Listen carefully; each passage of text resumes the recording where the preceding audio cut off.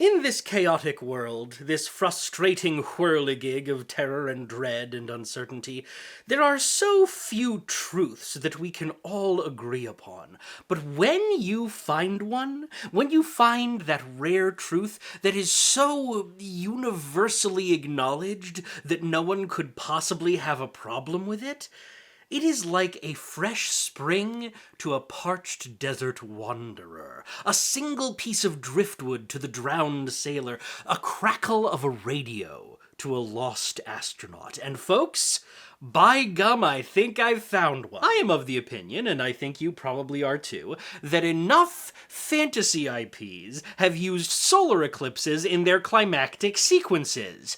I think we're done. I think this is something we simply do not need to do anymore. And look, I get it. Solar eclipses are cool as hell. There is something about them that feels big and important and, dare I say it, mystical. I don't know if you can tell this from the everything about me, but I used to work at a planetarium, so believe it or not, I actually know a fair bit about solar eclipses. I even had the pleasure of seeing the April 2024 solar eclipse in person right here in my home state of Maine. Having worked in science communication for a good long while, I had already seen countless photos and videos of the moment of totality. But let me tell you folks, when people say that there is absolutely nothing like seeing a total eclipse in person and you should drop everything to go see one if you have the opportunity, they are 100% correct. Never have I experienced such a pure feeling of awe and wonder, of true mysterium tremendum. In everyday life, it is far too easy to visualize the moon and sun as just like round static images on a screen. Even during the partial phases of the eclipse, the sun just kind of looks like a circle slowly morphing into a crescent. But then totality hits, the ambient light abruptly dims like it's on a dimmer switch, and everything goes dark, and you take off your eclipse glasses, and you look around, feel the chill of the wind, and you see the sun's corona cascading around the moon in bizarre little tendrils, and you see the utter silent blackness of the silhouetted moon itself, and all of a sudden you're like, oh, okay, that is a sphere in front of another sphere. Outer space isn't just an intellectual exercise, you know? It's made of stuff. It's real, it's tactile, and it's so much bigger than us, but also we're so much bigger and rarer than we think. Right now, in this narrow little window in which humans evolved and invented language and science and discovered what eclipses are and how they work, the moon appears to be almost the exact same size in the sky as the sun. It's almost exactly 400 times smaller, but also almost exactly 400 times closer. And in about 600 million years, the blink of an eye, really, it won't be. Anyway, it's no wonder we're so fascinated by eclipses, but why do we gotta fuck it up so much when we make movies and TV shows about them? That's it! That's the video! Part 1. More like Avatar the least accurate airbender. Fucking got him! Okay, so Avatar The Last Airbender takes place on an alternate fantasy Earth where there are 4 big nations, all of which are themed after the 4 Hellenistic elements. You've got the Air Nomads, the Water Tribe, the Earth Kingdom, and the Fire Nation. And in the last 100 years or so, as our story starts, the Fire Nation has leaned hard into fascist imperialism, waging a long-running expansionist war to take over the entire world. And then the other thing you need to know is that some people in each nation are what are called benders, meaning that they can sort of telekinetically manipulate the elements by doing martial arts at them. Earthbenders can throw rocks and dirt around, waterbenders throw water and ice, airbenders throw farts, and for some reason, firebenders can straight up create fire even when there isn't any around. I am greatly simplifying the plot here, but all you need to know for our purposes is that for some reason, during solar eclipses, firebenders lose their ability to firebend. We are strolling right past the fact that this makes no sense. I know the sun seems kind of fiery, and I guess you could make the argument that it is, in a sense, burning. But the sun is not made of fire. It is made of superheated plasma, and at its core it is undergoing nuclear fusion, but trust me when I say that the resemblance between the sun and fire is only skin deep. But you know what? I think that's fine. Avatar: The Last Airbender is a fantasy show, and therefore it establishes the rules of its universe based not on hard and fast science, but on broad mythological signifiers. Many ancient cultures perceived the sun to be made of fire in the same way that they perceived the entire world to be made up of only 4 or sometimes 5 elements. This is a universe where a comet passing by the Earth makes firebenders more powerful, even though comets are even less made of fire than the sun by many orders of magnitude. Comets are made of rocks and ice, literally earth and water. And don't even tell me that space rocks don't count, because we see Toph bending a space rock. I'm sorry, we've established that this is not worth getting upset over, but sometimes I cannot control myself. Point being, when one of our main characters, a water tribe dude named Sokka, discovers an ancient library with a mechanical planetarium inside, he is quite stoked to discover that there is a total solar eclipse coming up in the next few months,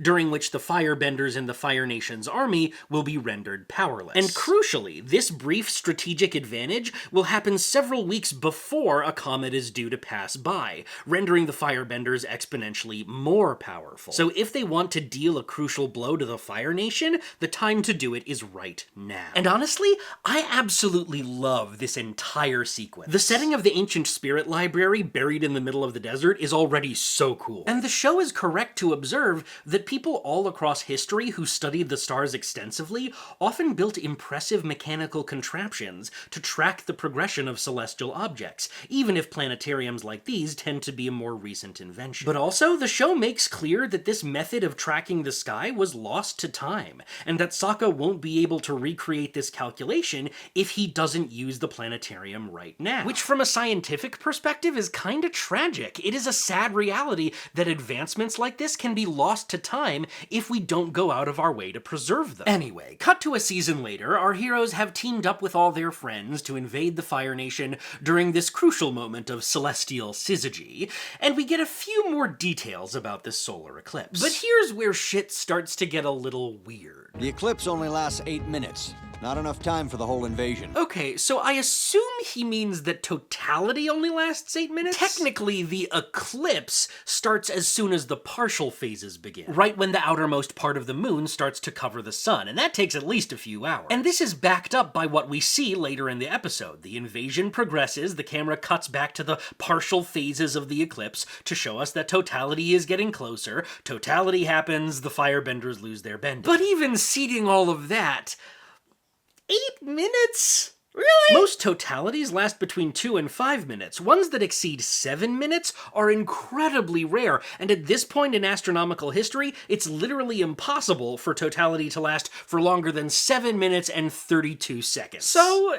what's up, Hakoda? I suppose you could make the case that this fantasy version of Earth has completely different continents and geology, so it's not that much of a stretch to assume that the orbit of the moon is slightly different. But I don't know, the Avatar Earth seems to be roughly the same size as our Earth. It requires a similar time frame to travel across it at pre-industrial speeds, and seems to have quite similar climate, seasons, gravity, and year length. But you know what? I've thought about it, and none of that is what really bothers me. All of what I've just described can be chalked up to narrative expediency, and it all makes just enough story sense, sells me hard enough on the emotional reality of the situation, that I don't mind it. What I do care about is safety, motherfuckers, bitch! It's time to talk about Eclipse glasses. Okay, so the episode progresses, the invasion happens, and it seems to be going well, apart from the crazy curveball that the Fire Lord isn't in the capital city! He found out about the eclipse ahead of time! Oh no! This is a genius twist that was honestly set up all the way back at the end of season 2, but we don't even have time to talk about it. Point is, even though Aang's targeted attack against the Fire Lord has gone catastrophically sour, the larger attack on the other side of the island is actually going pretty well. The Fire Nation army is falling back, and totality is just about to hit, even though Hakoda and his army keep calling the 8 minutes of totality the eclipse, which annoys me, but it's fine. But then, this happens. The eclipse is starting! Put on your eclipse glasses! What? What was that? What was that? I'm sorry. I'm sorry. I'm sorry. And I'm sorry about this, but I'm just the words aren't coming because I'm so sorry that you would think that that's okay. So, correct me if I'm wrong, but were none of you people wearing eclipse glasses during the partial phases? And since totality is about to hit, you're putting them on, now? Forgive me for lingering on this, but this is a real issue that causes real damage to real people's eyesight whenever there is a solar eclipse. The form of eclipse glasses you're most likely familiar with are these. They are thin little pieces of cardboard fitted with specially treated plastic lenses that basically function as super dark sunglasses. They are useful for looking directly at the sun, which under normal circumstances you should never ever do, even with regular sunglasses. And more crucially, most of the time, we have no reason to look directly at the sun. During an eclipse, however, looking at it is obviously quite essential for the viewing experience. But even more essentially, eclipse glasses are not for the moment of totality. Because think about it for a second. During totality, you cannot see the bright part of the sun. It is 100% obscured by the moon. That's what makes it totality. But during the partial phases, even if the moon is covering fully 99% of the sun, that 1% is still incredibly bright, enough to do serious damage to your eyes, and for some reason, there are people out there that just still don't know this. During the eclipse 2 years ago, my mother and I were hanging out in the parking lot of the Science Center in northern Maine, where a viewing party was being held. And I, being the charismatic son of a bitch that I am, was holding court a little bit, talking about my work at the planetarium, dispensing all the cool eclipse facts that I knew, etc. And at one point, a young mother came up to me and asked, okay, so just so I know what to tell my kids, the eclipse classes don't go on until totality, right? And I had to be like, sweetie, no! Totality is like the only 3 minutes that you don't need the eclipse glasses. You need them on the rest of the time. And she was like, well, you can't see anything when you're wearing them. And I was like, well, yes, they're incredibly dark. That's the only way to make them safe for sun viewing. So you have to just kind of treat it like a welding mask. Like you put them on, you look up at the sun, you take them off, you look back down at what you're doing, on, off, so on and so forth. That's why they make them so disposable and flimsy. They don't have to hold up to constant wear and tear. They need to be cheap and easy to distribute so that everybody has them so that you don't burn your children's eyes out. Sorry, I get really worked up about this. I didn't say all that to this woman. That would have been counterproductive, I feel like. What were we talking about? Avatar: The Last Airbender. See? I still got it. It's all still in here. Like a steel trap. In more ways than one. So, okay, this moment here, where everyone in the invasion force puts on their eclipse glasses right before totality is about to hit, is based off an ignorant misconception that gets millions of real people hurt every single eclipse. But even in this fictional world, in the context of this invasion, it's still stupid. Why? Because eclipse glasses, by their very design, are dark. Especially since you chose to wait until the darkest part of the eclipse to put them on, your soldiers will not be able to see shit. And they will consequently get their asses handed to them by the soldiers of the Fire Nation, bending or no. The ideal arrangement here would be to have just a few people, perhaps the leader of each squadron, equipped with the eclipse glasses so they can periodically put them on and look up, keeping track of the partial phases so that they know precisely when the Fire Nation soldiers will lose their bending and adjust their tactics accordingly. Nobody else should even have eclipse glasses because nobody else should be looking at the sun at all! Anyway, that's it. I guess I should rank the eclipses by, like, putting them on a tier list? That's what all the cool YouTubers are doing these days, right? Okay, I guess we'll put this one in the, Where did this tier list come from? Is it like a video game thing? Why is there an S at the top? And why does it skip over E? I assume we skip over E to imitate, like, academic letter grades, which also skip over E, but then I look at the S at the top and I'm confused again. How do people know how to standardize the colors? Whatever. I refuse to Google the answers to these questions because I hate fun. Let's put the Avatar Eclipse in the C tier. It's fairly accurate on a visual level, but the way the characters talk about it makes me crazy. So, yeah. Terrible show. Don't watch it.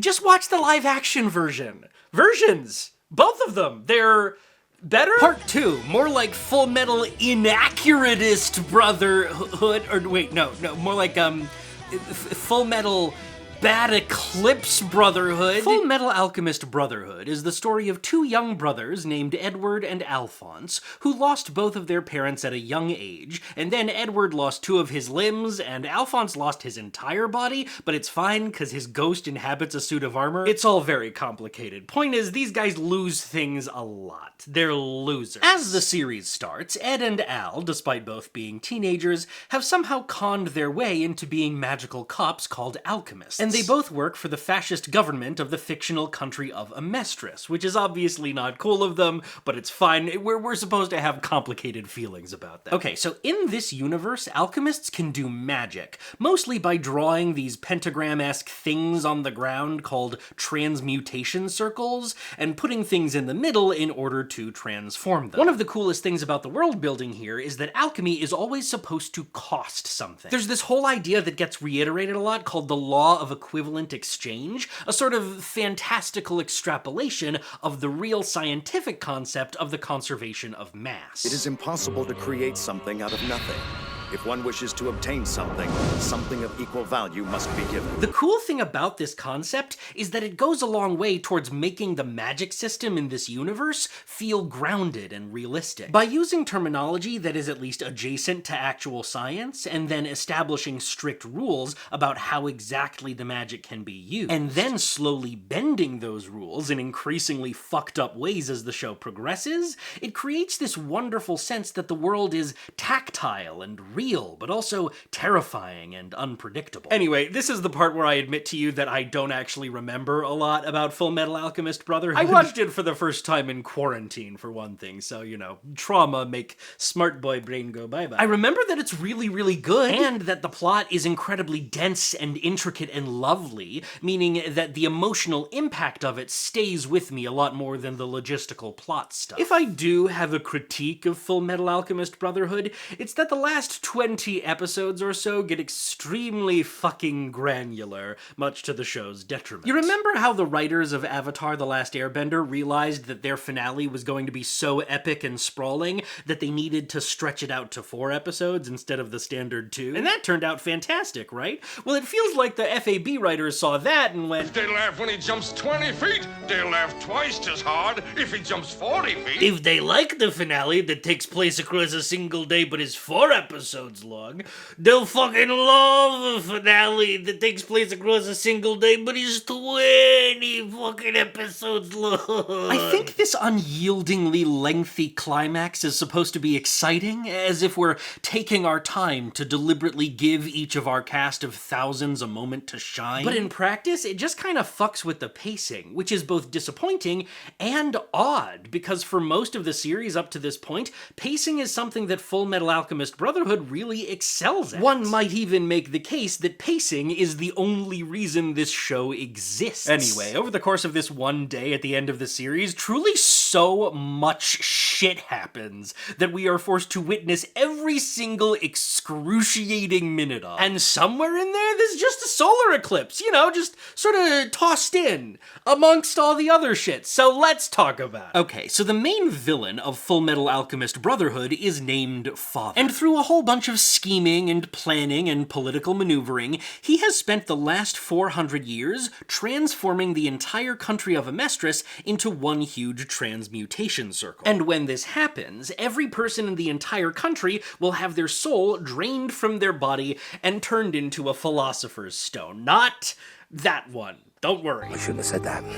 I should not have said that. Can I say fuck turfs? Fuck turfs! Can I say fuck turfs? Which leads us to our first inaccuracy, namely that the moon's shadow is not nearly wide enough to cause an eclipse to happen at the same time across an entire nation. I mean, yes, technically the penumbra, the moon's entire shadow, is the same width as the moon itself, kinda, sorta, it's complicated, and that is pretty nation-sized. But the penumbra isn't that dark. Only viewers within the umbra, the dark circle in the very center of the penumbra, experience totality. And the umbra is much smaller. In the 2017 American eclipse, for instance, the path of totality was between 62 and 71 miles wide, while in the 2024 one, it was between 108 and 122. But in these shots of the full metal eclipse that appear to be, you know, from space, that umbra looks way too fucking big. It really looks like it covers the entire country of Amestris. And I do not get the sense from all the traveling our heroes do throughout the show that Amestris is only like the size of Connecticut. This is a big nation with multiple biomes we're talking about here.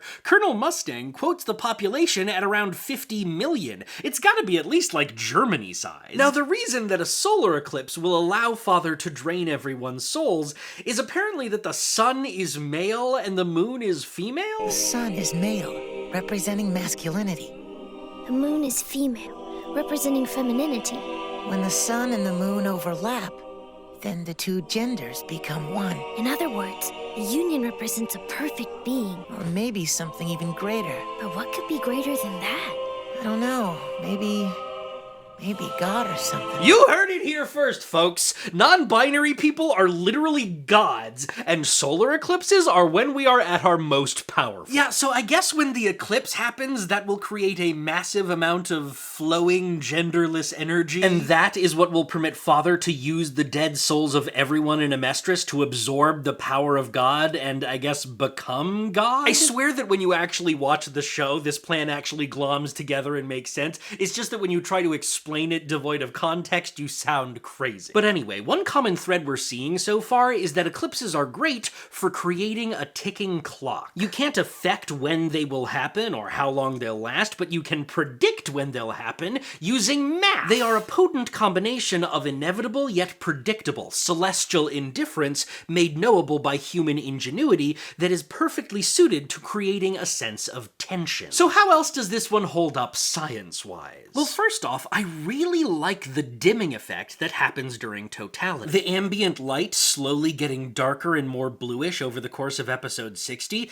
is quite realistic, and I enjoy the cutaways to the general public reacting to how uncanny that feels. Looks like night out there. And this shot of the moon finally slotting into place is both delightfully spooky and quite accurate. That one final burst of light on the side of the moon's disk, the sun's corona appearing as a hazy crown of white light. Now, as soon as totality happens, we do immediately cut to this mother and child holding these fucking stupid, weak-ass, translucent eclipse glasses. What the fuck is going on here? Those aren't even dark enough to be regular sunglasses. Why haven't you burnt your eyes out? And also, again, totality just hit. This is the only part of the eclipse where you don't... you know, I'm not even gonna hash this out again. I don't have the energy. The only other inaccurate thing about this eclipse is a matter of timing. The partial phases slide by suspiciously quickly for what in real life is quite a slow process. And then once totality arrives, it lingers just a tad too long so that all the important story stuff can happen during it. But I'll give that a pass in this instance, mostly because it adds to the sense that what is happening here is unnatural and abominable. Now, obviously, in a normal eclipse, there is no literal doorway to heaven that opens, nor is there a weird, creepy eye of Sauron that peeks out and gets absorbed into Daddy. But I do appreciate the feeling that Fullmetal Alchemist Brotherhood is going for here, that of being overwhelmed by the otherworldly, by the numinous. You definitely get the feeling that Father is playing with forces he thinks he understands, but deep down has no stomach for. There is a deep feeling of terror that comes from the hubris of messing with unknowable forces beyond your ken. At its core, Fullmetal Alchemist Brotherhood is a story about that tension, about what happens when humans grow ambitious enough to start wantonly fucking around with the fundamental forces of our universe, and how we act when we start wielding that immense power. An eclipse is kind of a perfect distillation of that idea. We can predict it, but we can't stop it. And every time it happens, we gather in droves just to gaze at it. And every time, a certain number of us have the hubris to stare straight at the sun, thinking we're protected just because it's partially obscured. And every time, we are thoroughly burned for it.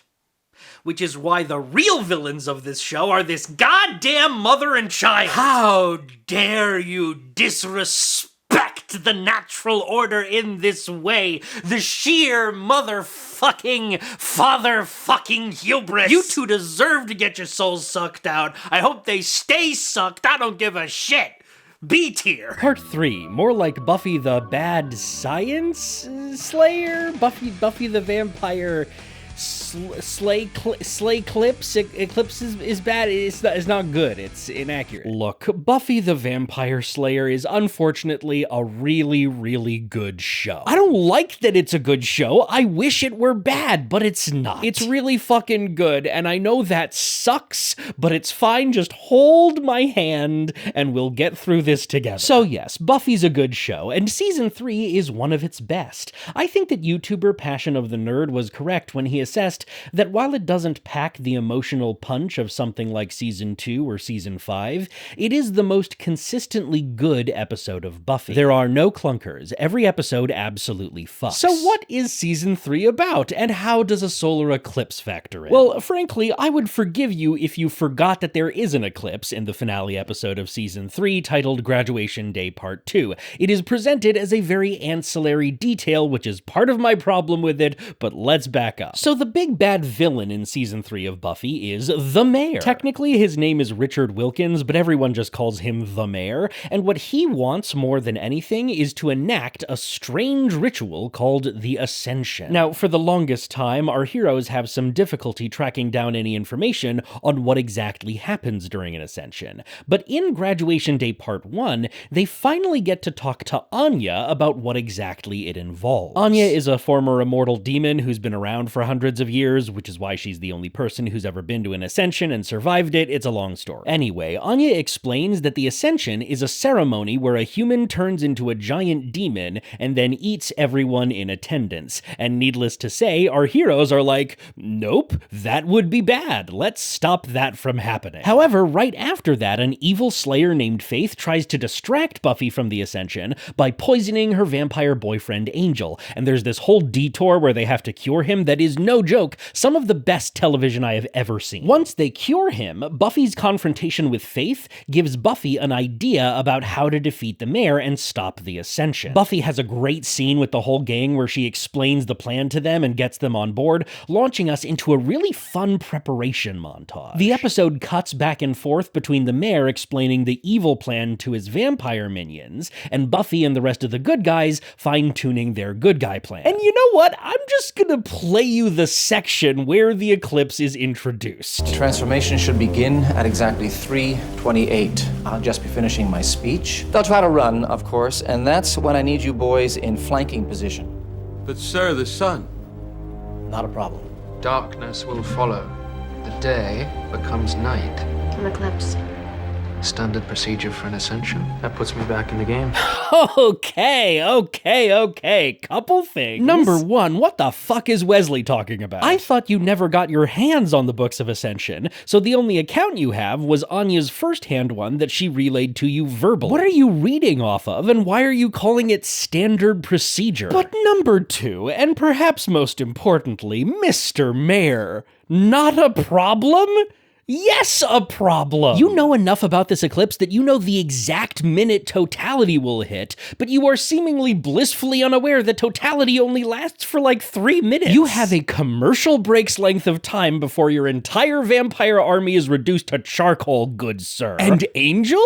My guy, my dude, my buddy, my sweet, sexy vampire boy. You stop it! Yeah, totality might put you back in the game very briefly, but again, 2 to 5 minutes on average. I swear to God, Angel, sometimes having you on this show is like having one of those toddlers with no sense of self-preservation who throws fits when you cover up the electrical outlets. Why are you so gung-ho to die all the time? Anyway, fast forward to the actual graduation ceremony. The Mayor gets up in front of everyone and gives his speech when all of a sudden, ooh, the sky darkens. Now, normally Normally during an eclipse, the sky would have already gotten darker over the course of the last hour or two as the partial phase progressed. We don't see any of that, which is inaccurate. But I will say the sky darkening effect right before totality is very effectively spooky. The twilight that a solar eclipse creates is particularly bizarre, mostly because we are used to seeing sunlight fade gradually over the course of a sunset. But the last few seconds before totality,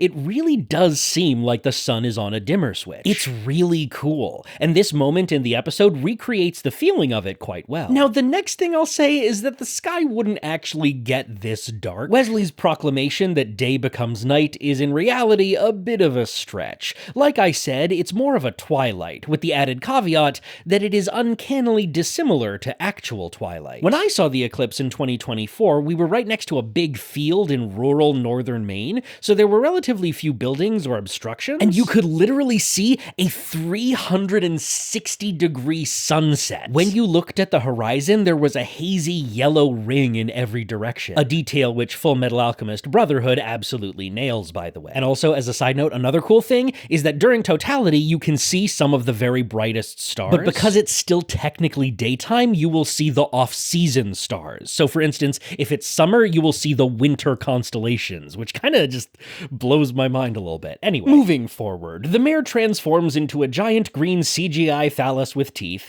and an incredible action scene commences. The students all pull weapons out from underneath their robes. There's flamethrowers. They're shooting flaming arrows at vampires. It's the culmination of the anti-conformity and pro-community themes of the season. It's the best. But man, this darkness sure is kind of going on for a while, isn't it? Is the sun gonna come back out? Are we...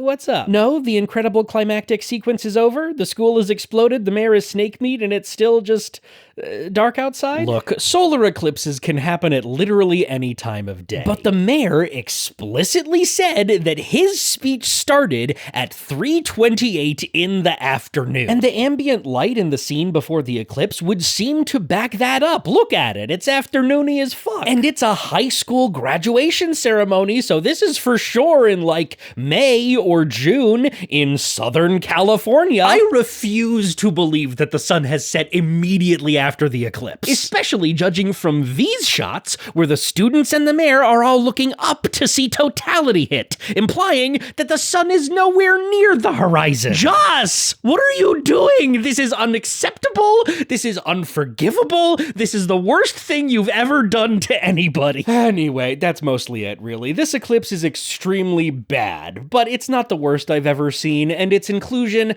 certainly enhances the vibes in this finale to one of the greatest seasons of television that has ever been made. God fucking damn it. D tier. Part 4. Look, there's really no part of The Owl House that phonetically maps onto inaccurate or eclipse or any other related words, so I kinda think this running gag has run its course. Let's pour one out for this running gag.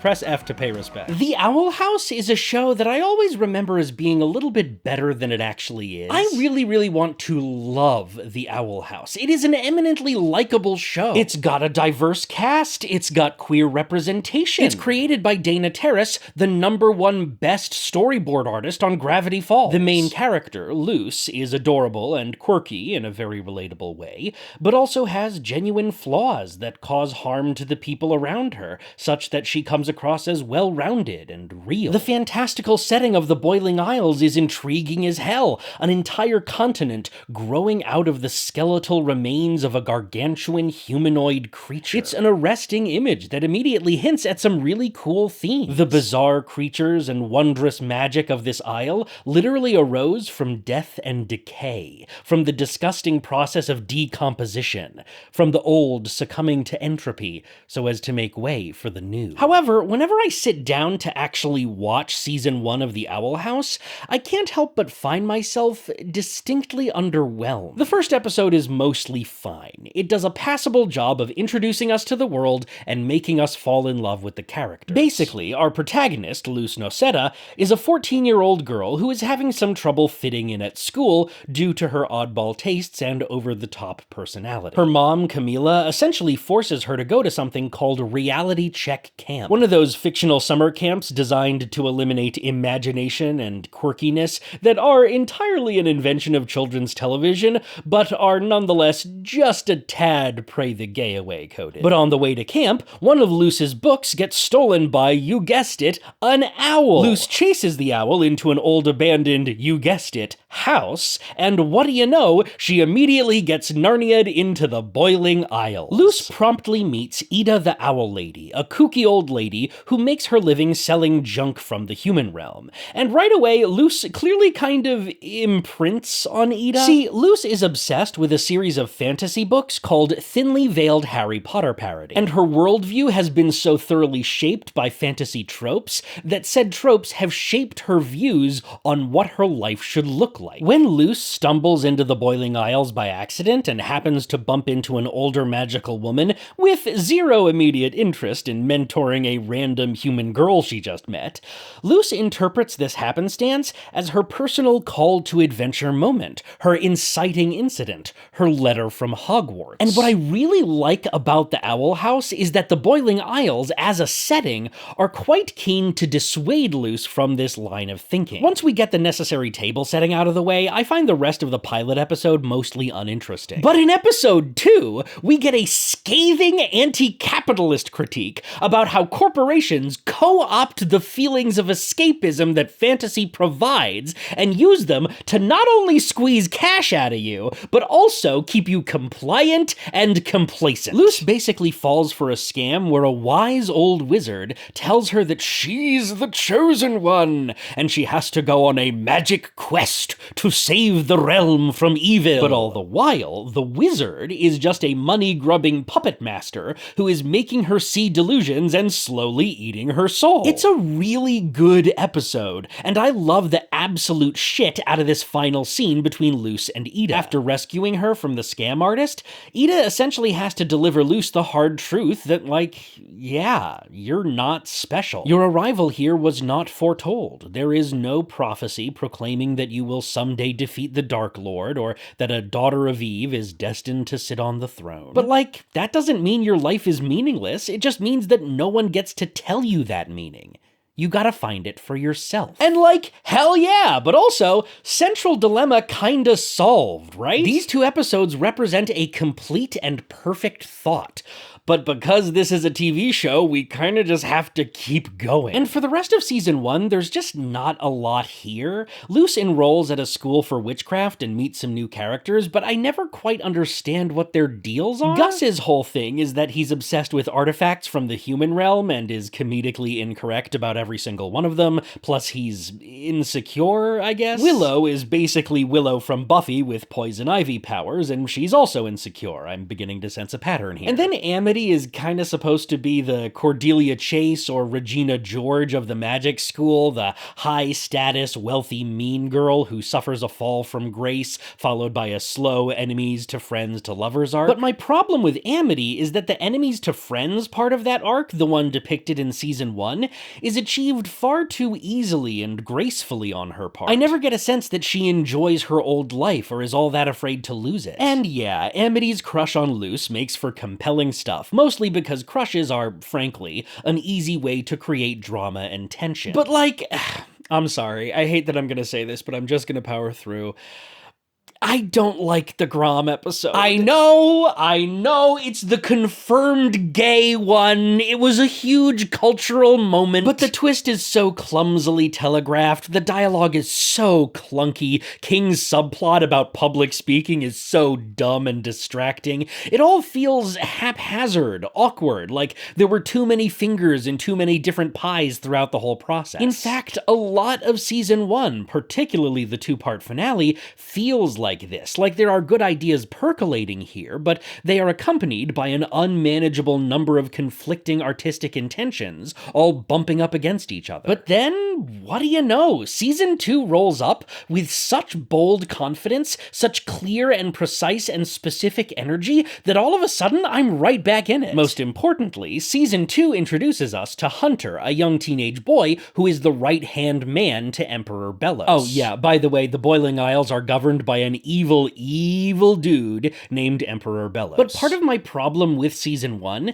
is that while Belos' regime is certainly lightly coded as fascist, I never really understand why it sucks so much to live under his rule. Luce's character arc is mostly unrelated to the horrors of surviving under fascism, as are Willow's, Gus's, Amity's, and King's. And even Ida the Owl Lady, who is first introduced to us as a literal fugitive from the law, with a warrant out for her arrest for the crime of refusing to stop practicing wild magic, and by extension, refusing to conform to Belos' repressive coven system. Well, frankly, if the show wants to have Ida running around the Boiling Isles getting into kooky, kid-friendly shenanigans, there is only so much the plot can do to curtail her mobility. And so her fugitive status is portrayed as wishy-washy. Sometimes she can wander around Bonesborough no problem. Other times she has to disguise herself. Sometimes the Emperor's coven is falling over themselves to arrest her. Other times they're just kinda chill. But with the introduction of Hunter, also known by his official title of the Golden Guard,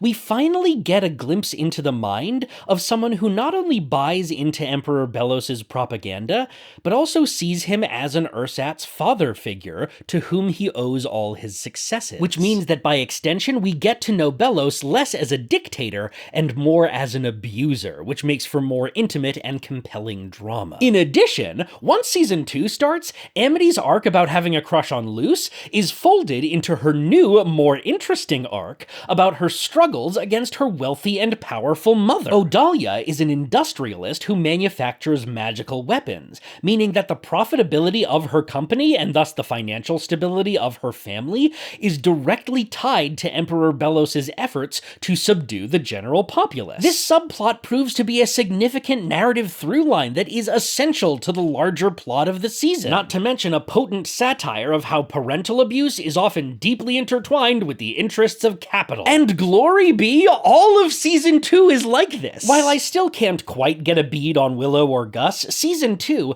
finds the lackeys of Emperor Belos making a more concerted effort to interfere with the workings of the magical school they attend. Because of course, fascists fear nothing more than a well-educated populace that can think critically and call bullshit. Ida's sister Lilith finds herself fired from the Emperor's coven and aligned with those who wish to take down Belos, but she finds the attitudes the regime instilled in her whole life a lot harder to shake than her stated allegiances. All of a sudden, every character's arc is beautifully connected to the overall anti-fascist vibe in dynamic and varied ways, culminating at the end of Season 2 with, hey, guess what? It's an eclipse! It's an eclipse! It's eclipse time! It's the thing we're here to talk about! Okay, so basically, Emperor Belos' plan involves using the mystical energy of a solar eclipse to drain the souls of everyone in the Boiling Isles, which, that is an awful lot like Father's plan from Fullmetal, isn't it? Anyway, he creates hype for this event and convinces everyone to gather in one place for it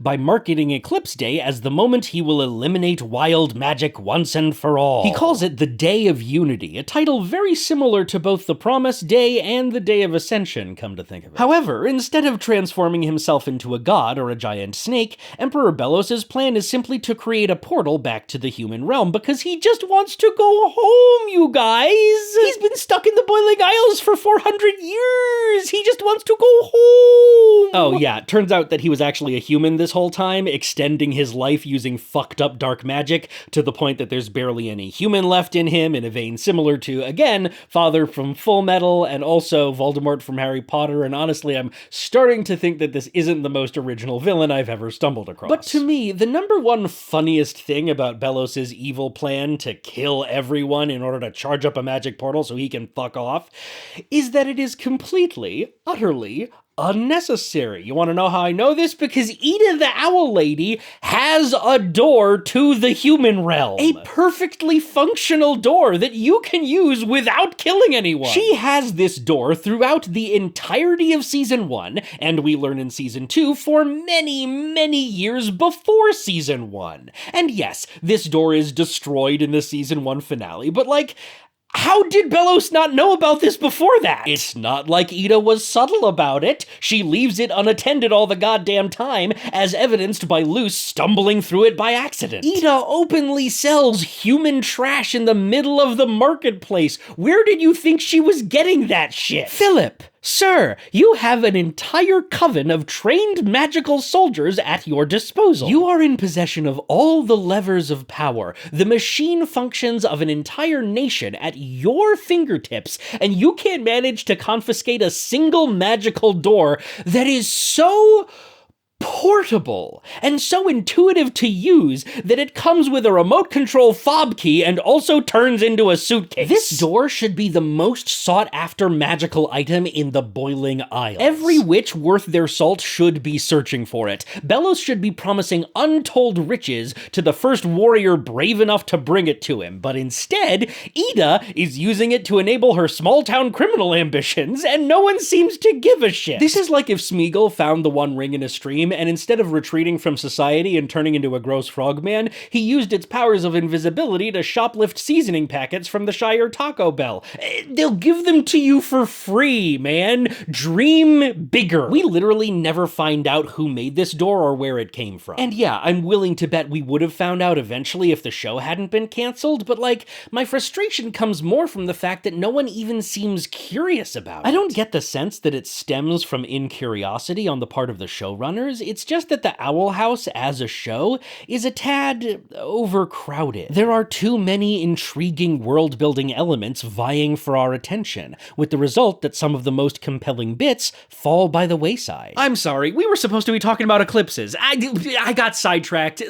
Come on. Focus, Aaron. Focus. Okay, so first off, you can see the moon and the sun in the sky at the same time before the eclipse even starts. Solar eclipses always happen during a new moon, which means that the moon is pretty much invisible in the daytime sky before it begins to cover the sun. Strike one! Then, as the moon gets closer to the sun, we see that it looks way smaller, when the only reason that total solar eclipses happen at all is that the moon and the sun are very similar in apparent size from the Earth's surface. And yeah, sure, sometimes the moon's orbit varies enough that it looks a tiny bit smaller than the sun, which is why you'll sometimes get annular eclipses. Could this be an annular eclipse? I mean, I suppose. But that leads me to strike number 3. Even in an annular eclipse, you should get at least a little bit of sky darkening. But guess what? This shit remains super duper well lit. The one bit of this eclipse I do love is this shot right here, where we see the little bits of sunlight streaming through these holes in the ceiling start to shrink and turn into crescents. This is one of the coolest parts about real-life eclipses. If you look at the light on the ground as it filters through the leaves of a tree, for instance,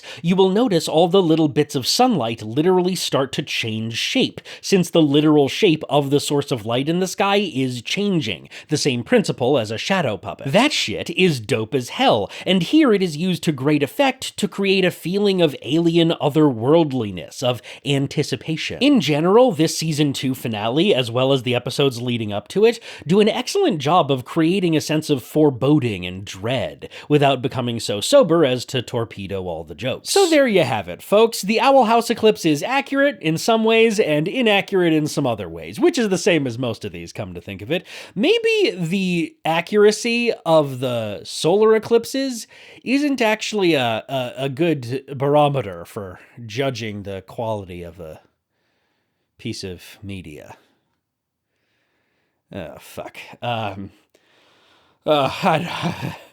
I don't know, man. In my view, at least, The Owl House at its core is a show about parenthood. The cast is littered with filial pairs, mothers and daughters, fathers and sons, all suffering to some degree from a breakdown of communication as they struggle to navigate the thorny power imbalance inherent to the parent-child relationship. The best thing about this wide smorgasbord is that it enables The Owl House to examine dysfunctional parental bonds through a variety of lenses, without making any unhelpful generalizations. There are parents, both biological and adopted, who see their children as no more than extensions of their own legacies, as assets to be controlled rather than humans to be cared for. There are parents, both biological and adopted, who do the opposite, who treat their children with respect and take their guardianship seriously, but who nonetheless struggle with feelings of inadequacy, of obsolescence, with the fear that their child has ventured past the point where they are capable of helping them. And there are parents who straddle the border between these two types, who haven't quite proved themselves good or bad yet. But of course, my favorite parent-child relationship portrayed in The Owl House is that between Luce and Camilla. Because Luce has been so thoroughly brain-poisoned by growing up as a YA fantasy nerd, she is thoroughly invested in a little ditty I like to call the found family trope. And so at the first opportunity, the second she runs across a social unit that even resembles a found family, she latches onto it with the kind of feverish enthusiasm that only an ADHD-addled 14-year-old can muster. Despite the fact that, you know, the found family trope usually requires the absence of a normal family in the picture. Harry Potter is an orphan. The Pevensey children have been shipped off unsupervised to the countryside. But Luce has a family. She has Camilla. And yes, Camilla begins the series by doing something bad, namely forcing Luce to go to that anti-creativity camp. But I never get the sense that Luce feels much anger towards Camilla, only a resigned reluctance at the prospect of attending said camp. And even once she forcefully gloms onto Ida and King, it's clearly not out of spite for her old life. In a slightly odd subversion, even after she gets Narnia'd, Season 1 of The Owl House allows Luce not only to keep her phone,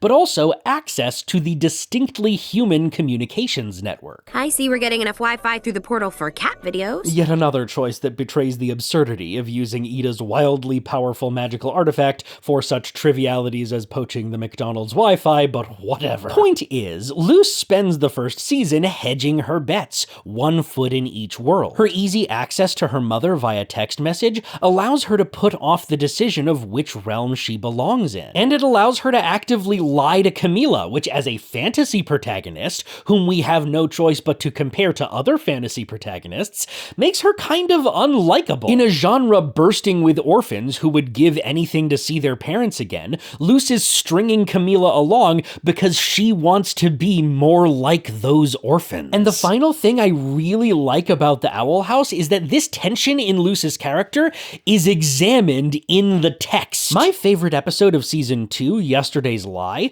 is all about a shape-shifting creature named V, originally from the Boiling Isles herself, who snuck through Ida's door during the pilot episode and essentially switched places with Luce. These people were persecuted back in the Boiling Isles, to the point that she is the only one left. And by hijacking Luce's old life, she finds a found family in Camilla in a much more earnest and desperate manner that is more in keeping with the conventions of the genre, which by contrast makes Luce seem kinda like an ungrateful asshole, and V tells Luce this to her face. You and I are not the same.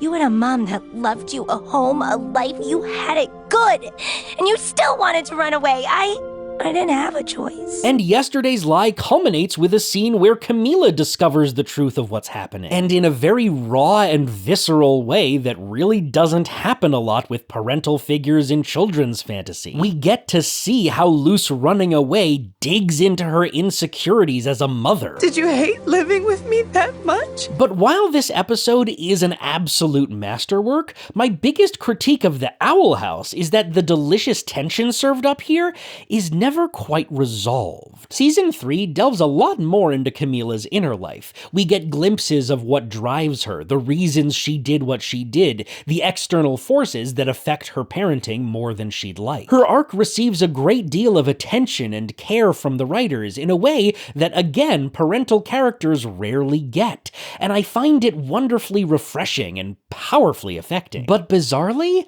I never feel the same amount of verisimilitude with Luce, even by the very end of the show. At the end of Yesterday's Lie, Luce shouts, "Mom, it's not you, it never was." And it's not that I don't believe her, it's just that I don't know why she ran away to the Boiling Isles in the first place. Her dogged pursuit of the found family trope doesn't feel grounded enough to justify it. The idea that she was running from her grief regarding her dad's death has a little more meat on its bones, but season 3 is just far too truncated to fully explore that aspect of her character. And yeah, I mean, what do you want me to say about season 3? It is a plot meant to take place across 20 episodes, squeezed down into 3. It is probably the best version of what those 3 episodes were going to be, but season 3's fatal flaw is also the only reason it is allowed to exist at all. This meager trio of overpacked escapades were all that Daddy Disney deigned to bestow. And there is something tragic about that, but there is also no use idealizing or glorifying the rushed mess that is on the screen before us. Anyway, this Eclipse is absolute dog shit. F tier. Moving on. Part 5, An Eclipse by Any Other Name. Eclipse is a bad movie, and I was honestly kinda surprised by this, because believe it or not, every other movie in the Twilight Saga kinda fucks. In particular, the first Twilight movie, aptly called Twilight, absolutely fucks. The gist is, this teenage girl named Bella decides for some reason that instead of living with her mom Renee in Arizona, she'd rather live with her divorced dad Charlie in the small town of Forks, Washington. This is presumably because Charlie is like the chillest and sweetest dude in the entire universe. He's obviously super happy about his daughter wanting to move in with him, but is just too manly and repressed to express it properly. And he gets her a rusty old pickup truck as a welcome gift, which he's worried isn't girly enough, but Bella loves it anyway. Charlie is the absolute best. I do not drink, and I need more than anything to grab a drink with him. Like, I need to sit 10 feet away from this man in his living room while we, like, eat wings and watch a football game. I don't know what's happening to me. I got distracted. Point is, Bella moves to Forks, and upon attending the local high school, she meets Edward Cullen, a sexy, mysterious, brooding, lanky boy with a dark, dark secret. This movie has been lampooned for how awkward its 2 main leads are, but for me at least, the stuttering oceans of awkwardness that drench the film in this first section is kind of the main selling point. These 2 poor children are so magnetically attracted to each other, but simply cannot communicate using the Queen's human English for the goddamn life of them.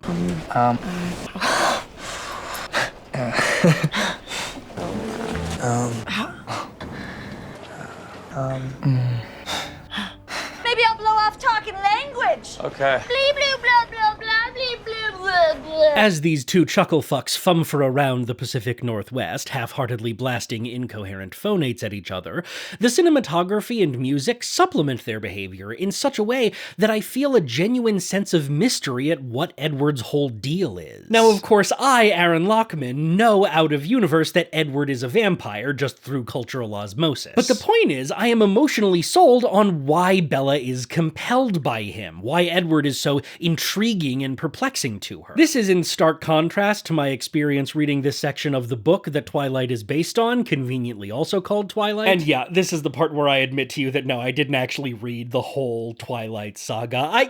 I'm sorry, okay? I really tried. I gave it my best go, but Bella is such a dick. It is so noxious to be trapped inside her first-person prose. She is incredibly judgmental towards everyone around her and also weirdly sexist. And then when Edward showed up, I kind of expected him to do that classic abuser thing of like being really charming at first to reel her in and then later revealing his inner monstrousness, but no, he's just a dick right away, and Bella is just into it because, get this, she's a dick too. Point being, by affording us some of the distance and objectivity made possible by the slightly less telepathic and more visual medium of film, both Bella and Edward are made instantly 10 times more likable. Edward's constant back and forth act on whether he's too dangerous to date Bella reads more as genuinely conflicted than dickishly wishy-washy. Bella's distaste for literally everyone except Edward reads as single-minded teenage obsession rather than deliberate aloof condescension. And the subplot where every single boy in the entire school is tripping over themselves to get into Bella's pants,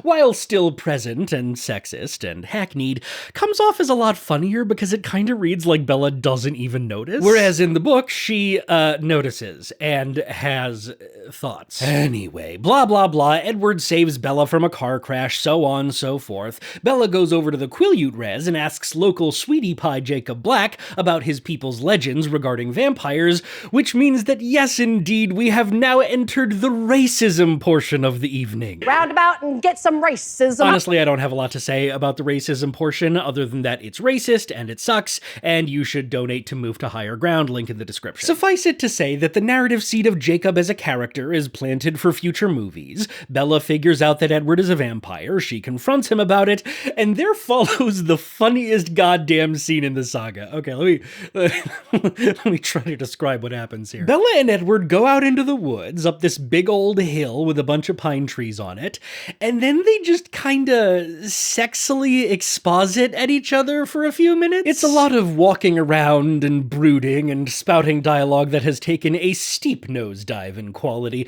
Now that these kids are actually communicating, I miss when they didn't. Edward is info dumping so hard, they're walking around so dramatically, every line is so hokey, the effect is openly comical. We will eventually need all this information about Edward's history, his family, how vampires work, but I would have preferred it if it were all meted out more slowly and carefully. As is, this one scene is tasked with filling out the entire mythical universe of vampires entirely through Edward's monologuing. And since it's impossible to squeeze that much world building into one scene, particularly when it's only through dialogue, it is simultaneously completely overstuffed and not nearly sufficient, leaving wide gaping holes in the fictional universe that, spoiler alert, are never ever plugged. Which of course brings us to the infamous reveal. Edward steps out into open sunlight for the first time, and we see that rather than bursting into flame or turning to dust like most other pop culture vampires,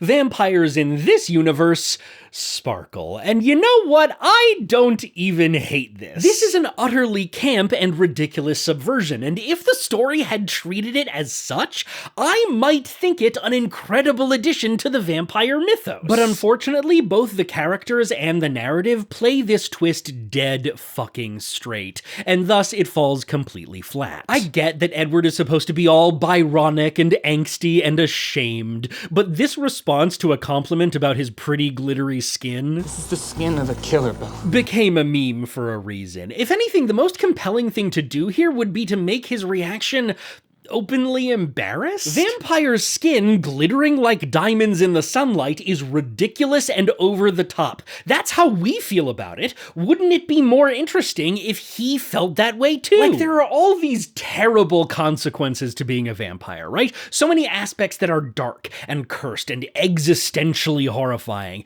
And then one aspect that is just deeply fucking stupid. And I'd imagine that feels, in a morbid sense, like the cherry on top of the shit sandwich, you know? Like whoever cursed vampires to this pitiful existence is adding insult to injury, just throwing salt on the wound. And maybe Edward could be a little self-aware about that, you know? A little self-conscious. Maybe he wants to be a Byronic hero. Maybe his version of masculinity includes a subconscious aspiration to be tortured, to be cursed. Maybe that image of himself brings him comfort, and maybe it's surprisingly difficult to square that image with the fact that his skin glitters in sunlight like he's covered in rhinestones at a drag show and the disco ball just descended. Anyway, the rest of this movie is really good. Bella and Edward come out as a full couple, throwing the high school into complete disarray. Edward brings Bella to the Cullen house to meet the rest of his vampire family, and it is utterly hilarious all the way through. Then, to wrap up the second act, the Cullens bring Bella along to one of their regular informal baseball games. We get the sense that it's sort of a family tradition among this small cabal of peaceful vampires. And they have to do it during a thunderstorm so as to disguise the deafening thwacks of bat-meeting ball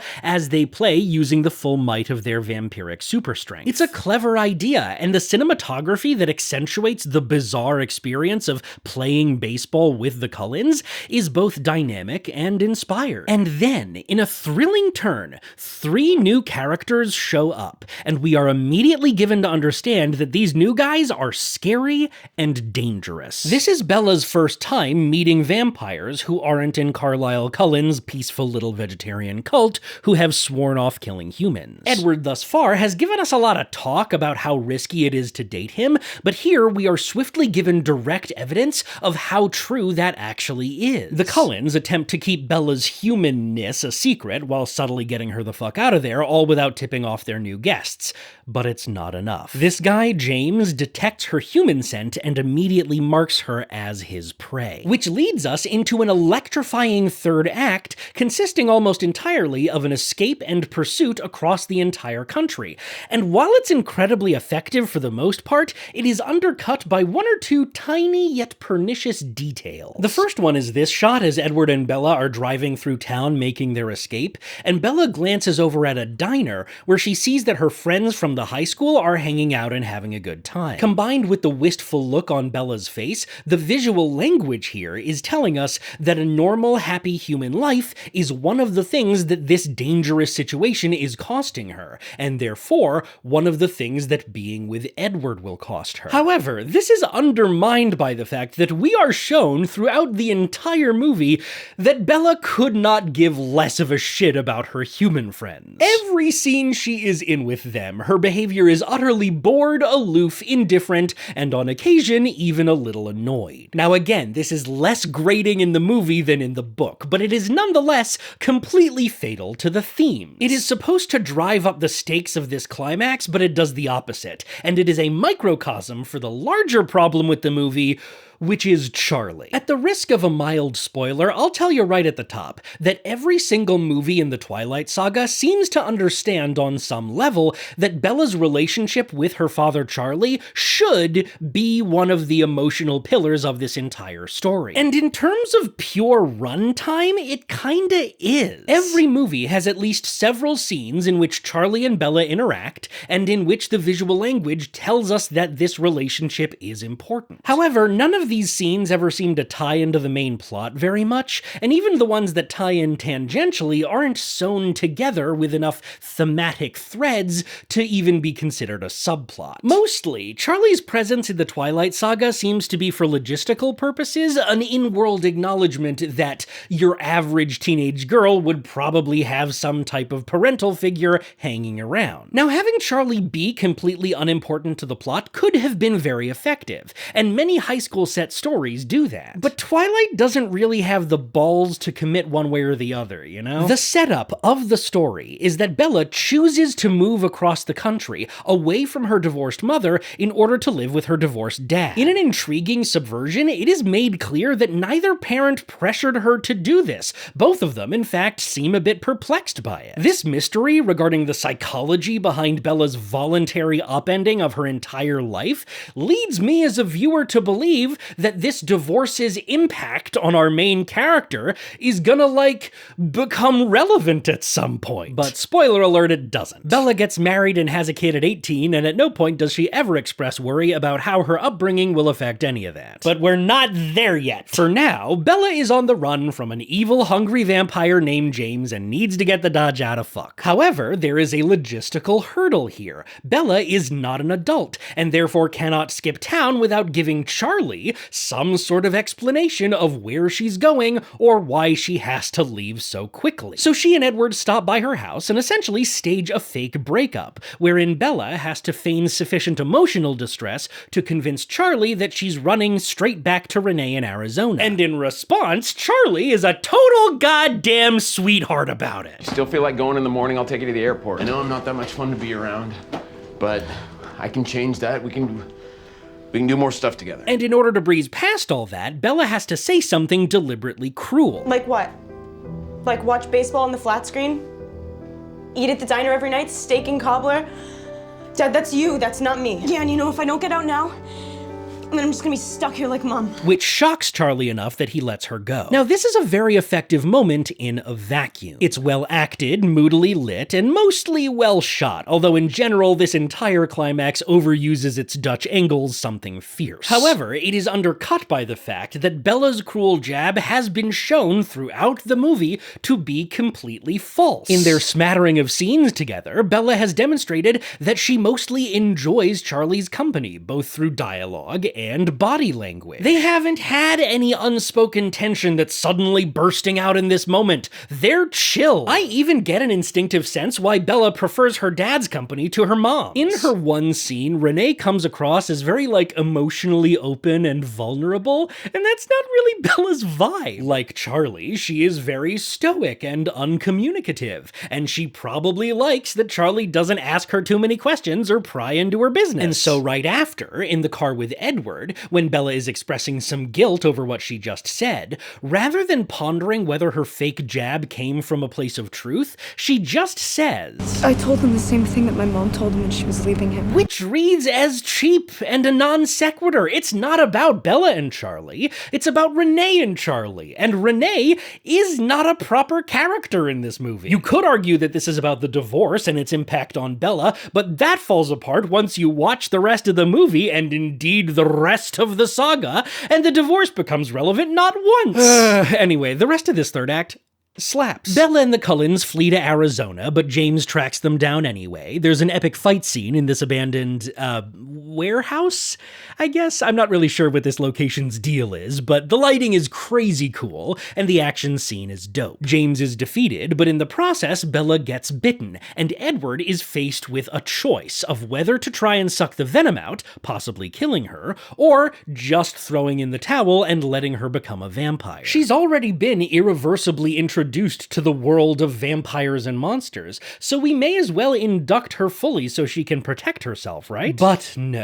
Edward has this immovable idea in his head that existing as a vampire is a fate worse than death, despite the fact that you get to be young, sexy, and rich for all eternity, and you don't even have to kill people if you don't want to. I guess no one has to kill people if they don't want to. So Edward sucks the venom out, Bella remains a human for now, and we end the movie by all going to prom! Aw, don't they look nice? I kind of hate this final scene with Charlie, in which we are given zero information about what he thinks happened during the climax. If I were him, I'd have a million questions about why Bella left, why she came back, what Renee thinks of all this, how come Bella and Edward are back together after their very dramatic breakup that Charlie didn't know was fake. But instead, we just get the tired trope of the tough masculine dad threatening his daughter's prom date, and it's fine. I'm sure this isn't a sign of a growing trend where the narrative treats Charlie as a logistical hump to drive over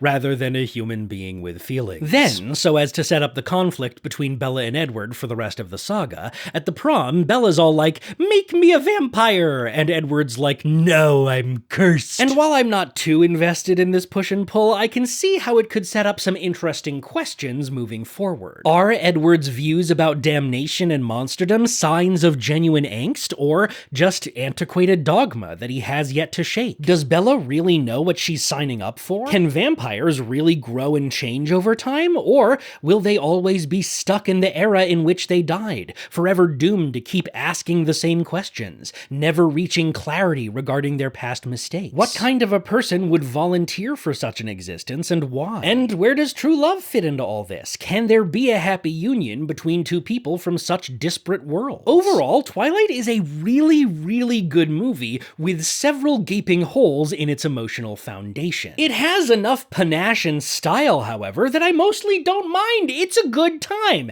And when I moved on to its sequel, New Moon, I found that both its good and bad parts had become exponentially accentuated. The filmmaking becomes bolder, gains flair and confidence, but the gaps in the narrative structure are wider and more daunting. Funnily enough, we start off with a hardcore Shakespeare quote. These violent delights have violent ends,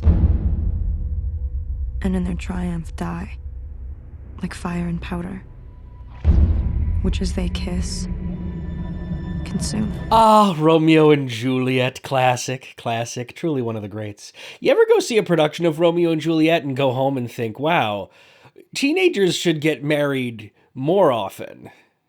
I'm asking for a friend. Anyway, Bella has a nightmare where she thinks she's hanging out with her grandmother, but whoops, turns out that's a mirror. Oh no, Bella is old! That's the worst fate that could possibly befall anyone ever. Okay, but in all fairness, this makes sense as a continuation of Bella and Edward's conflict from the epilogue of Twilight. Our society conditions women to desire one very particular vision of youthful feminine beauty, and then pressures them to preserve that vision for as long as possible. In addition, society also pressures women to define themselves by their romantic relationships to men. And so by Bella's perception, getting turned into a vampire and staying with Edward forever is a bit of a two birds, one stone panacea that will solve all of her problems. But Edward perceives vampirism as something very different. He understands his condition to be nothing but a gateway to suffering, danger, and damnation. And this is the tension that Bella wakes up to on the morning of her 18th birthday. We get some charming interactions with Charlie and her human friends at school, but the motif that is repeated over and over again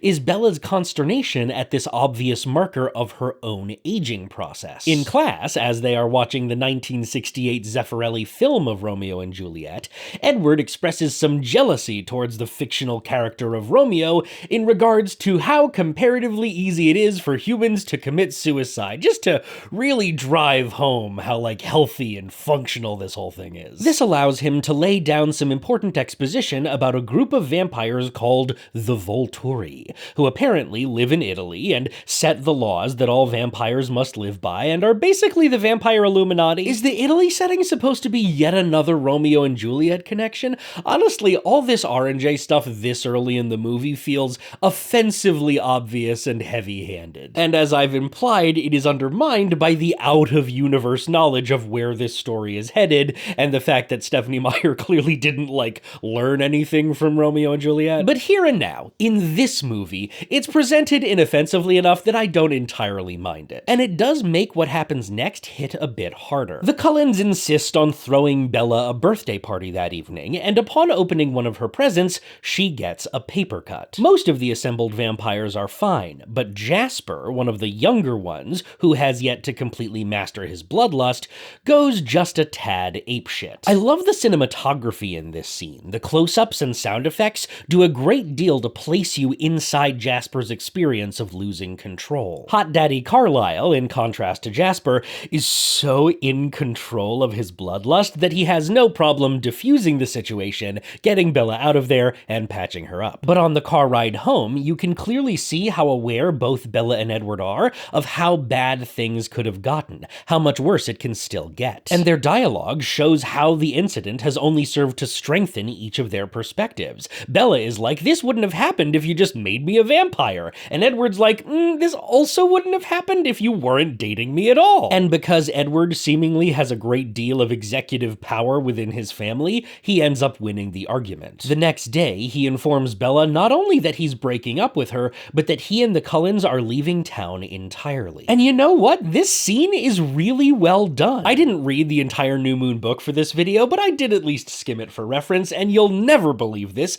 but Edward is so much more of a dick about this in the book. In the movie, I mostly buy the whole breakup of responsibility spiel. He seems genuinely sad about it. The scene is short and pained and doesn't drag on for way longer than it needs to. And Bella's emotional breakdown afterwards, as well as her subsequent extreme depression, are portrayed so well it is almost haunting. Once again, a lot of visual narrative weight is placed on Charlie's care for his daughter during this sequence. We see him fraught with worry when Bella's lost in the woods, and even once she's rescued, he shows a deep, overwhelming concern for her mental health. And of course, Bella is a complete and total dick to him, but here, I actually find her dickishness kind of compelling. When you're in the midst of a deep depression or a horrible anxiety spiral, guess what? You become a bit of a dick. You become not that much fun to be around, which of course feeds back into your feelings of innate worthlessness, which becomes a self-fulfilling prophecy, and round the wheel goes. It is all, for lack of a better term,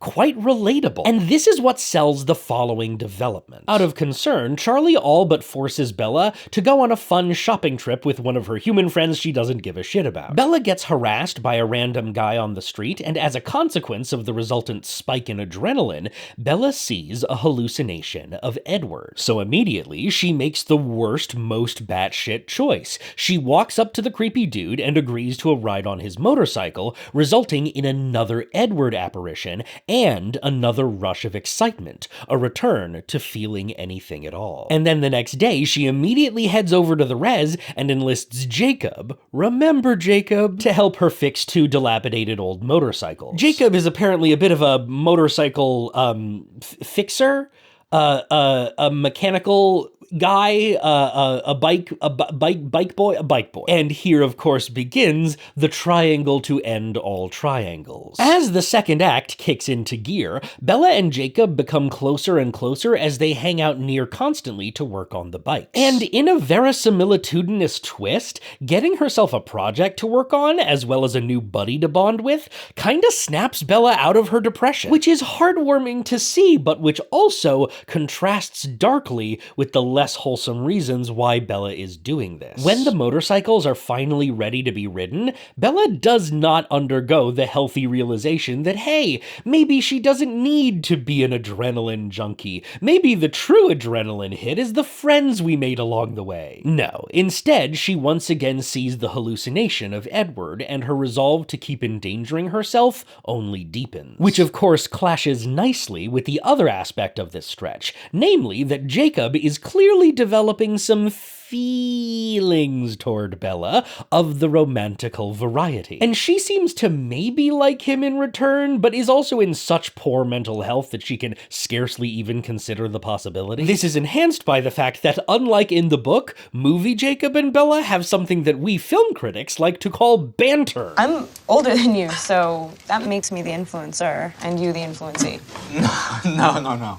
My size and knowledge base actually makes me older than you, because of your general paleness and lack of know-how. Duck and cover, boys! It's banter! There's banter happening! Once again, I did skim this section of the book, and sure enough, Book Jacob is a lot more cloying and makes a lot more, like, uncomfortable jokes about being a nice guy stuck in the friend zone or whatever. And Book Bella, well, it's not actually that she's more of a dick than usual. It's that in order for this plot to work, Book Bella needs to be more of a dick than usual. And instead, she just kind of treats Book Jacob with her base-level quotidian dickishness that she maintains at a low constant hum throughout the series. Point being, I love Bella's depraved selfishness in this movie. She is essentially roping Jacob, who at this point in the movies has been nothing but a total sweetie, into her self-sabotaging scheme by way of a drug abuse metaphor. But because her motivations are clear, compelling, and relatable,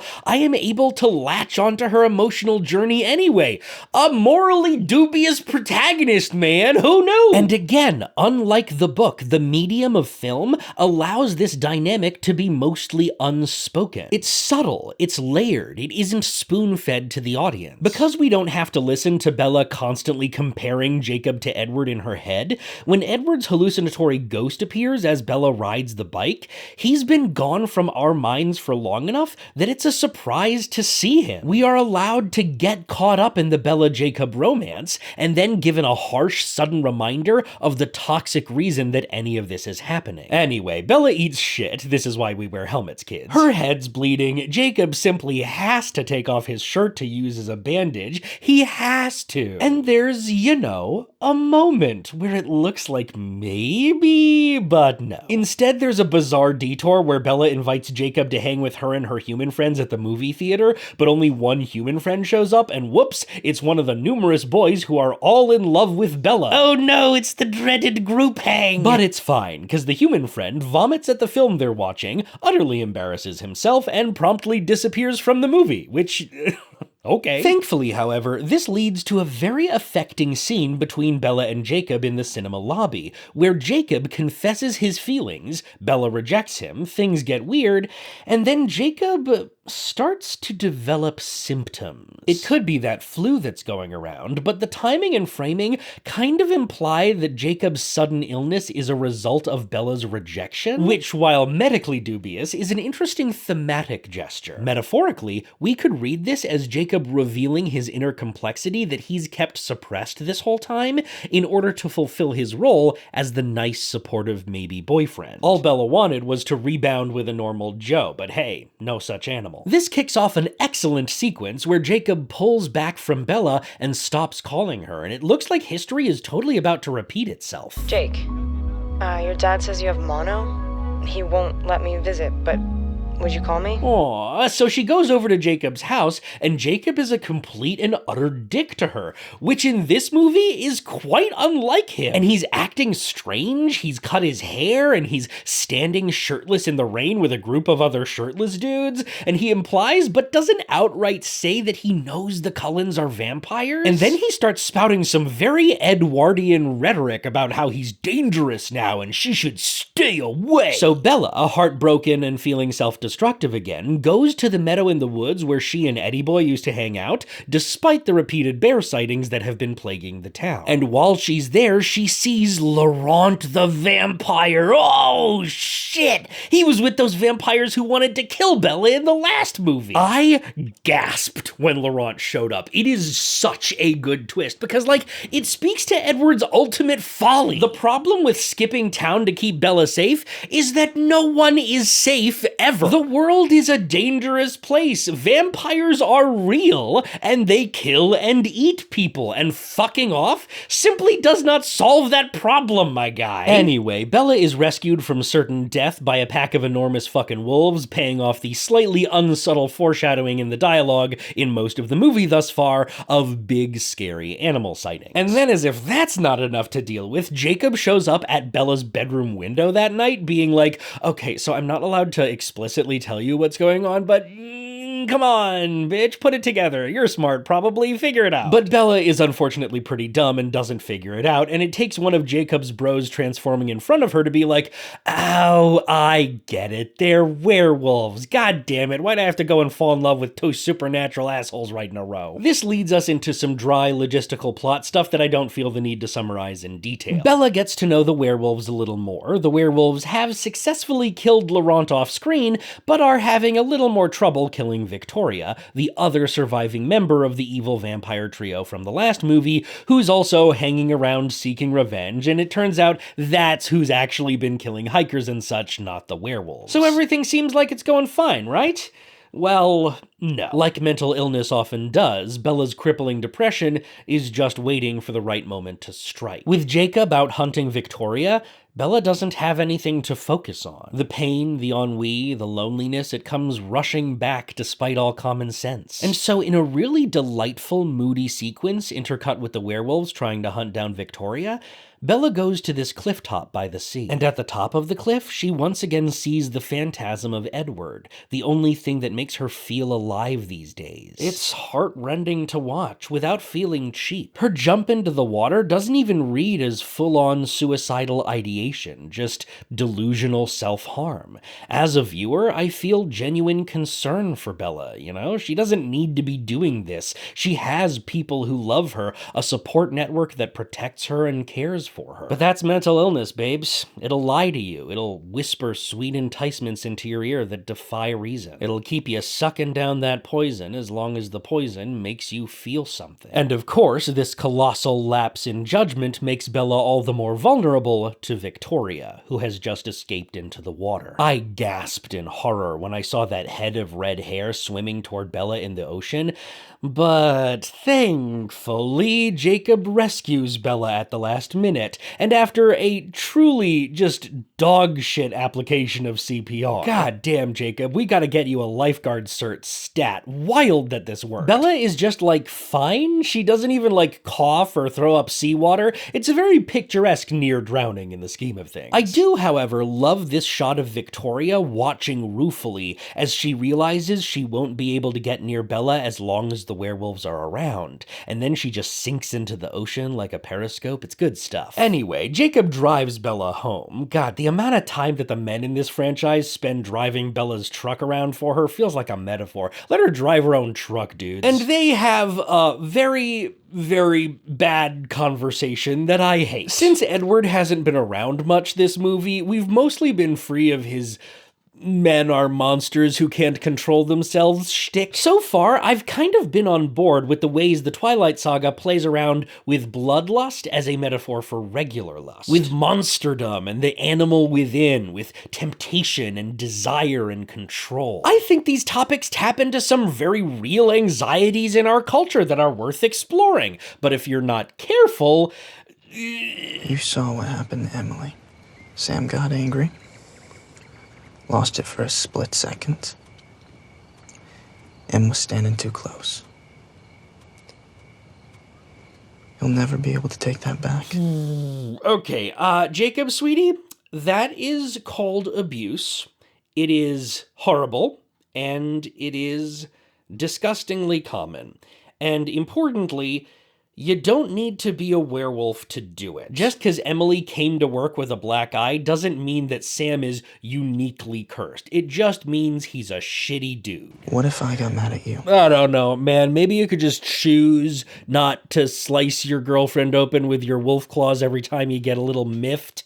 Not abusing people is actually really easy, like logistically speaking. Anyway, Bella responds to this by saying that she won't let Jacob get to that point because she'll always be there to remind him what a good boy he is, presumably while also scratching behind his ears and feeding him treats. By this point, the movie has fully lost me, and this isn't helped by the hard left turn we're about to take. Namely, Alice is here. Remember Alice? Yeah, me neither. She's like Edward's sister, who's also a vampire and can see the future, apparently. And she's here because she just had a vision of Bella jumping off the cliff and wants to know what the fuck. She and Jacob have a bit of a dick measuring contest that's honestly kind of iconic. As soon as you put the dog out. You're rude! And then, just as Jacob and Bella are about to kiss for like the 5th time, the phone rings and Jacob answers the phone in a house that is not his? It's been a long time since I've brushed up on my landline etiquette, but that's not cool, right? Anyway, he mentions to the person on the phone that Charlie isn't there because he's planning a funeral. Long story. But whoa, turns out that was Edward calling, which means Edward thinks Bella is dead, which means the Romeo and Juliet motif is back. Oh, joy. But in all seriousness, I really do like this next scene. Alice sees with her future vision that Edward is about to go to Italy to attempt a kind of suicide by cop via the Volterra. So she and Bella are about to hop in her car to go to the airport, and Jacob leans in through the window, begging her not to go. And even though he's been a huge dick these last couple of scenes, I'm kind of right there with him. I am Team Jacob in this moment. Or at least, I do not think that running to Edward is gonna fix any of Bella's problems regarding her mental health, which has been Bella's main conflict for this entire movie. There is a tragic undercurrent to this scene. Jacob just rescued her from nearly drowning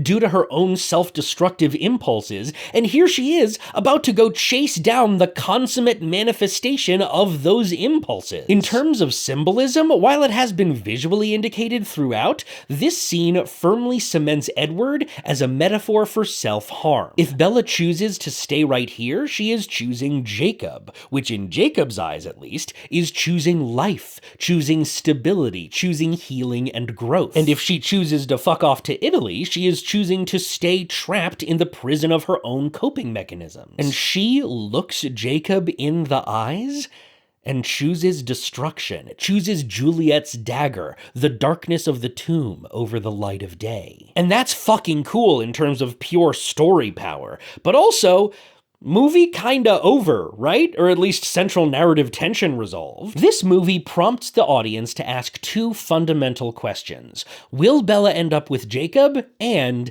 is Bella going to be okay? And the filmmaking has done incredible work, not only making these questions compelling, but also entwining them together, making them feel like the same question. But after this scene, we're done. The answer to both questions is a firm no. The tragedy has been fully tragedized. But as Alice and Bella fuck off to Italy, running frantically against the clock to stop Edward from killing himself, we, the audience, are expected to swivel to two completely different central narrative questions. Is Edward going to kill himself? And what's like the Volturi's whole deal? What's going on with them? Let's delve into that world building a bit. And the problem isn't that those are bad questions, it's just that they have fuck all to do with the first two acts. This third act is well paced, well shot, and fun to watch, but it feels like it's from a completely different movie. Needless to say, Bella does get there in time. She prevents Edward from killing himself, so yay. We get to learn about these evil Italian vampires, we delve into the mechanics of Bella's strange ability to resist vampire powers, and it's all interesting, I guess. Michael Sheen is clearly having the time of his fucking life, for which I cannot begrudge him. But then when they get back to Forks, the vibes are just rancid. Charlie has a scene with Bella where it's clear he's still incredibly worried about her, but that's just kind of dropped as soon as it's over. Bella has a meeting with the Cullens where she asks them to turn her into a vampire, which I'm no longer invested in because in this movie's metaphorical framework, this is just another suicidal ideation. And then there's this final scene with all three members of the love triangle finally assembled, and there's more dick measuring, and Jacob and I are still seemingly on the same page about how Bella's desire to become a vampire is not healthy for her, but the narrative doesn't seem to want to frame it in the context of mental health anymore, when it's like, I'm not the one who made this the depression book, Stephanie. You did that! Look, I'm of two minds about this. On the one hand, having Bella get back together with Edward is an absolute dogshit move, because Edward is not a proper character in this movie. He is, in essence, a drug metaphor. And framing their recoupling as a happy ending is essentially going, and after a lifelong struggle, the addict overdosed in an alleyway, and they all lived happily ever after, except, of course, for the addict, who, let's remember, was dead. Yay! But also, I do happen to know that this Edward as vice framing is a temporary one, and one that mostly disappears going forward. And it is a tad disingenuous to call this a perfectly happy ending. The final scene, with all 3 points of our love triangle finally assembled, is nothing but angst. So, fine, it's whatever, I guess. Gotta set up that sequel. Anyway, the literal last line of the movie is this. Marry me. Oh. Don't do that. What does that solve? Marry me. Oh. I feel very upset with you, as I'm sure many people do. Yeah, I'm not happy. I don't like what you did, and I don't want to see this again. Marry me. Oh, that's what I thought you'd say, you dumb fucking horse. Which brings us at long last to Eclipse. Oh, Eclipse, you sad problem child of the franchise. You feast of filler, you meandering middle chapter, you pesky third installment that was never meant to be. Why is it called Eclipse?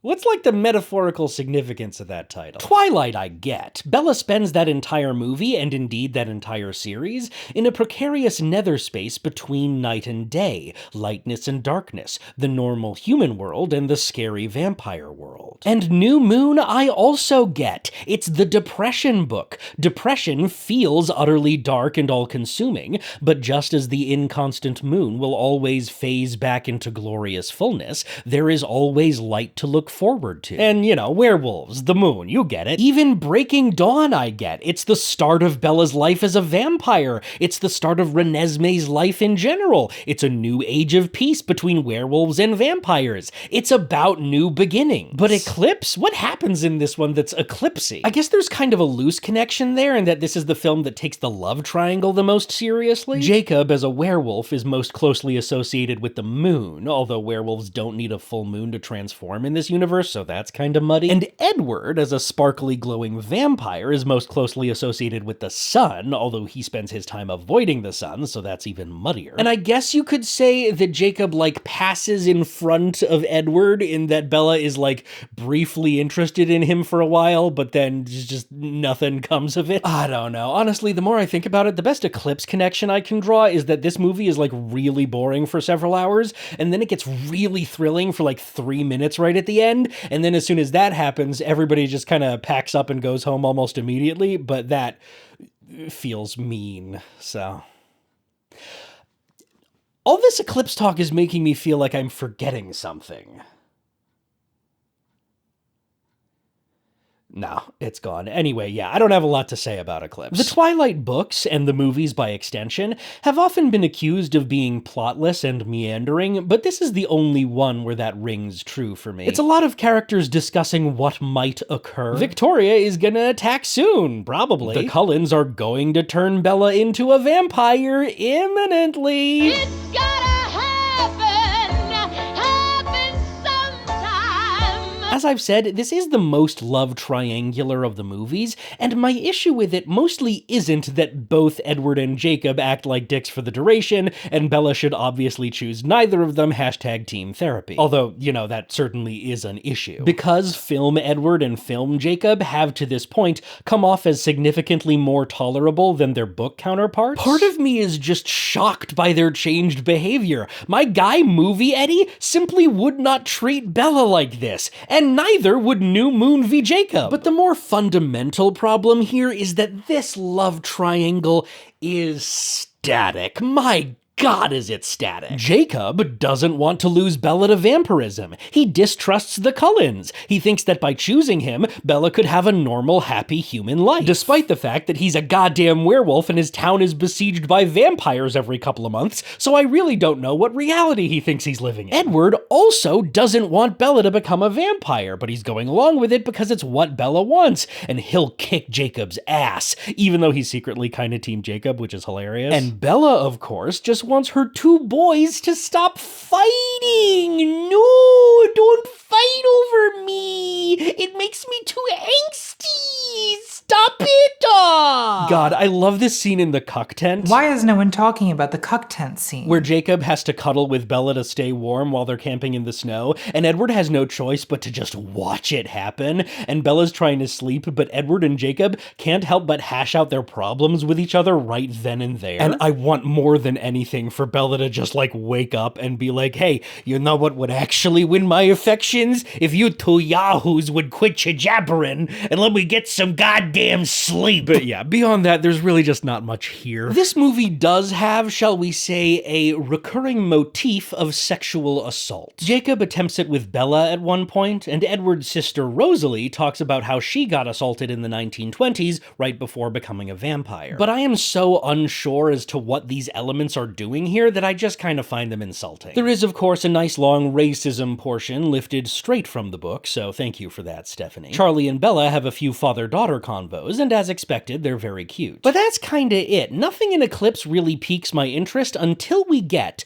to one of the very final scenes. Throughout the movie, the most compelling side plot by far has been the occasional cutaways to Seattle, where Victoria is covertly converting a bunch of new vampires so as to amass an army with which to attack the Cullens. But in a classy move, they refrain from showing Victoria right away. In this delightfully scary and intense opening scene, we only see her as a shadow, an impossibly quick shape moving faster than human eyes can see as she stalks and attacks her first victim. And then they keep holding off on showing her directly. This poor schmuck that she vampified first, Riley, is seen taking charge of this new pack of vampires, trying to whip them into shape and keep their violent behavior under control. We've heard plenty about how powerful and uncontrollable new vampires are, and it is very fun to finally see it firsthand. stand. Victoria is all alone and needs allies, and she thinks this is the fastest and easiest way to acquire enough fang power. But if you'll pardon the pun, her hubris and desperation have driven her to bite off a bit more than she can chew. Case in point, newborn vampires, much like newborn humans,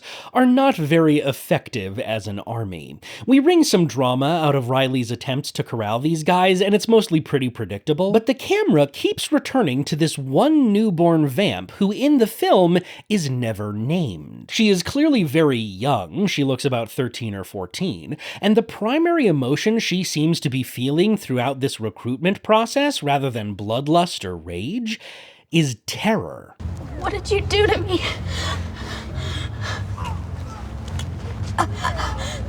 I'm so... That is her only spoken line in her first scene, and we only see her a few more times, the camera noticeably lingering on her as Victoria and Riley's little army marches toward Forks. The look on her face is resigned, yet miserable, as if she'd rather be doing anything else. And as the battle scene starts, which, sidebar, this battle absolutely fucks. It's dynamic, it's visceral, and I absolutely love the effect this movie went for when vampires die. They literally shatter when they get ripped apart as if they're made of pottery or crystal. Ooh, just that sound is so good, it's so crunchy. It really drives home how otherworldly vampires are. The perfect porcelain doll of it all made literal. But anyway, once the battle starts, we see a couple shots of unnamed terrified girl hiding behind a tree trying to stay out of it. But then she is cornered by Carlisle and Esme Cullen, the two nicest vampires you'll ever meet. But we cut away before they can say anything. And then after the battle is won, the Volturi show up looking just ridiculous. What are those coats? And then we get... You missed one. Oh, look, there she is. We offered her asylum in exchange for her surrender. You want to get that clean? We offered her asylum in exchange for her surrender. Damn, that sounds like a compelling scene. Wish I could have watched it. Anyway, the Cullens are all like, she surrendered, man. She's chill. And the Volturi are just like, nah, we're gonna choose to be dicks about this as per usual. We're gonna torture her with our psychic mind mojo and then kill her anyway, even though she doesn't know anything and is no longer a threat. And the Cullens are all like, come on, man. She didn't know what she was doing. We'll take responsibility for her. And then the Volturi are all like... The Volturi don't give second chances. And then this big scary Volturi guy just walks over to unnamed terrified girl who has done absolutely nothing wrong here, and the Cullens just stand aside and let it happen. And we cut to black before the Volturi dude presumably just like rips her head off. But we know she's fucking dead, and you wanna know why? The incredible sound design. And then we cut to black, and then, hang on, what? Bella is at Jacob's house because he got a boo-boo while fighting vampires? And then right after that, Edward and Bella are in a meadow discussing wedding plans? Are we gonna talk about... Wait, what the fuck? Roll credits? The movie's over? What the fuck just happened, dude? Okay, look, because I've done my research, I happen to know that unnamed terrified girl does in fact have a name. She's called Bree. And I also know that my reaction to this turn of events is not unique. Bree has become enough of a sticking point in the fandom that Stephanie Meyer actually felt the need to write a novella about her called The Short Second Life of Bree Tanner. So after discovering this information, I naively thought, hey, maybe Bree is more prominently featured in the book version of Eclipse. But no. As opposed to the movie 0 times, in the book, Bree is mentioned a whopping 1 time after her death, in a sequence where Bella is talking with Alice about what being a newborn vampire will be like. Bella's concern lies, of course, not with Bree's tragic fate, but whether her experience as a new vampire will be as visibly painful and fucked up. Book Bella asserts, "There were many things I needed to think of, but I couldn't seem to get her out of my head, the newborn whose life was now abruptly over." But I don't know, Bella, doesn't seem that hard to get her out of your head, given that, and I'm sorry to keep lingering on this point, Bree is never mentioned again. And I ain't counting the novella because guess what? I ain't reading the novella. I am watching a movie. The fact that there's a novella somewhere out there does not fix this movie's fucked up priorities. And look, obviously Obviously, I am not opposed to the concept of tragedy. In fact, much like New Moon, I think that Eclipse would be greatly improved by leaning more directly into its tragic elements. But as presented, Bree's fate does not read as tragic. It reads as dismissive and cruel, both on the narrative's part and on Bella and the Cullens' part. In much the same way I can simply no longer fuck with Jacob as a serious romantic prospect for Bella after he attempts to sexually assault her, after the Brianing, I simply cannot fuck with the Cullens as the heroes of this story. It is all well and good for Carlisle and Esme to stand there and say that the Volturi are wrong about Bree, but a hero's principles are not defined by their words.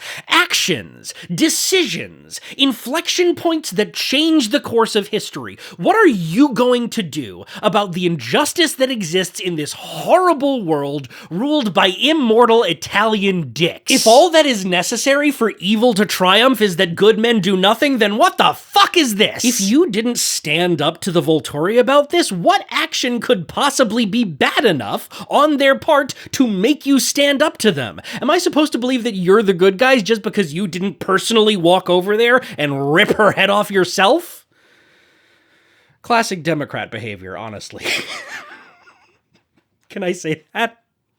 Whatever, I'm saying it. Look, this might be too controversial, okay? This might get me canceled.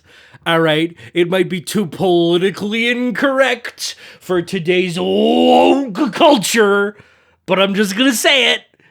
I think child murder is bad. This is the second movie in a row where the Volturi murder innocent people right in front of the Cullens, and they just stand by and let it happen, and none of them care and it never comes up again. In both instances, it is supposed to impress upon us the depraved evil of the Volturi, and in both instances, as we've covered, it kinda does the opposite. Here, however, it is more noticeable and egregious than in New Moon due to the aforementioned narrative weight the movie has placed on Bree. The reason this creates such dissonance is that different scenes in the movie cannot agree on how important Bree is supposed to be. So the solution here is just make her important. What if one Cullen, maybe Emmett, he seems chill, instinctively tries to stop Mr. Scary Volturi, and Carlisle has to actively pull him back? And after the Volturi vamoose, leaving Bree dead on the ground, Carlisle's like, saving her would only have invoked the Volturi's wrath. To which someone else, maybe Bella, the hero of our story, and the one who is still most tethered to human society and human morality, could respond, fucking good. The Volturi's wrath is the wrath I prefer to have if I'm gonna have somebody's. Why are we placating these fucking people? Why don't you quit dragging your goddamn feet and just make me a vampire already so I can help you fight these assholes? And boom, now you have interpersonal conflict among your good guys. You got gripping moral questions. You have mounting tension for the sequel. And hey, you want even more mounting tension? Make it go the other way. Give Carlisle and Esme some fucking balls. Make them actually follow through on the decision they made. Have them block Mr. Scary Volturi and fight off Jane and the other Italian twinks in order to protect Bree. And maybe Jane realizes she's outnumbered and is like, "You have made an unwise decision today, Carlisle. Michael Sheen will not be pleased to hear about this." And then she fucks off to tell Daddy Volturi what happened, and boom! Now you may have defeated Victoria, but in the process, you've pissed off the most powerful group of vampires in the world. Now there's a storm on the horizon, and you have a brand new character to rally around. One with a compellingly tragic backstory and everything to lose. But no, none of that shit happens. The Cullens all silently, unanimously agree that Bree has just got to get got, and no one even seems to contemplate the possibility that this could have gone any other way. And it's just not fun. Even putting aside my moral revulsion, it's disappointing because it refuses to explore the narrative possibilities of this universe. It's incurious is what it is. And it makes our main character, Bella, seem like a huge dick for not being traumatized by it. I had a lot of sympathy for her this whole movie because Jacob and Edward were both acting like butthurt little babies and she was caught in the middle. But then the child murder happens and she doesn't give a shit and it's like, oh, okay. You like all this, actually. You could have started to care about actually important shit at any point here, and you chose not to. So yeah, Bella's a dick, Jacob's a dick, Edward's a dick, and hey, the rest of the Cullens are dicks too! Dicks until the end of time! In conclusion, fuck all these people! Charlie's the only guy in Forks I like now. I know he's worse in the books. Okay, just come on, just let me have this one. All right, us mustachio daddies gotta stick together. Anyway, I'm completely uninvested now. What's happening in Breaking Dawn Part 1? A wedding? Ooh! I love a wedding. I love apple bobbing. This wedding, however, sucks complete ass. It's shot like a horror movie, the lighting is bleak, every wedding toast, including the groom's, is cringy as fuck. No measure of time with you will be long enough. Let's start with forever. Why does that sound like a threat? God, the Sturm and Drang in the air is so thick you can't even swim through it. I'm surprised a wizard doesn't show up shooting lightning out of his staff going, Doom! Doom is upon us! Oh, and of course we have our regular check-in with Charlie, and you can just tell from the look on his face that he hates this. But he's putting on a brave face to be supportive for his daughter. But lest we linger on Charlie too long, we're going to Brazil for the honeymoon.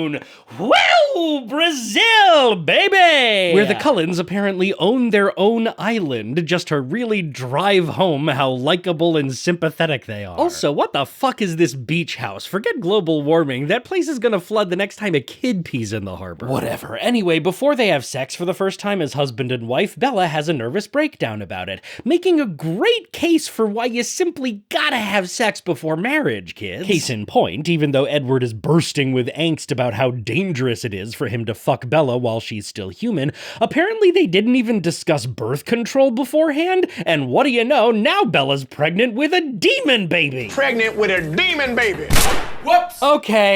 Okay, so let's talk about the demon baby. First off, we must address it. Yes, this demon baby's eventual name is Renesmee, and yes, that's a stupid name. The entire Twilight fandom has been cracking jokes about how stupid this name is since 2008, and can I just say, you ungrateful sons of bitches. For the entirety of this franchise so far, we have been wading through, nay, drowning in a surge of the blandest, most mind-numbingly boring-ass white people names. Finally, we receive an actual memorable name, dumb as it may be, and you're gonna, what, reject it? Make fun of it? Of this gift that Stephenie Meyer has given you? Every single one of you needs to apologize to mommy immediately. Second of all, both of the remaining movies in the saga are fundamentally structured around Renesmee. Breaking Dawn Part 1 is about her impact as a fetus, and Breaking Dawn Part 2 is about her impact as a young child. And the problem with both of these structures is that they concern Renesmee more as a symbol than as a character, making her very presence in the story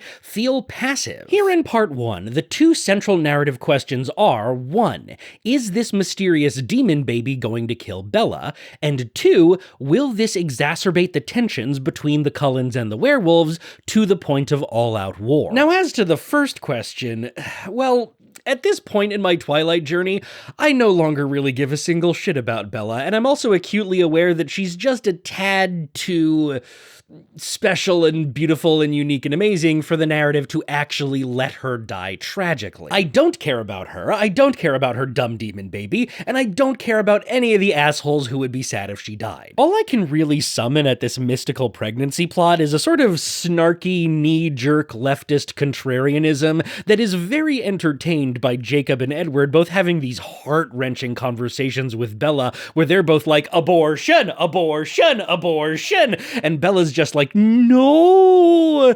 Being a mother is so fundamentally important to me that I am not just willing, but seemingly kinda horny to lay down my mortal life for it. Even though I've literally never mentioned wanting to be a mother before this or given any hint of it, the narrative just kinda assumes assumes it is my default. Now, in regards to the second question, I am in fact somewhat compelled by the ways in which the prospect of a vampire demon baby sows some divisions in the local werewolf pack. I love this scene in the logging yard, where the werewolves are all arguing and growling about it, and Jacob chooses his loyalty to Bella over his loyalty to his pack so hard that he breaks Sam's psychic control over everyone and starts his own splinter pack. That's fucking cool. But also, these werewolves are all talking about a fetus, right? It's unnatural! Dangerous monstrosity! Have you ever tried to fight a fetus?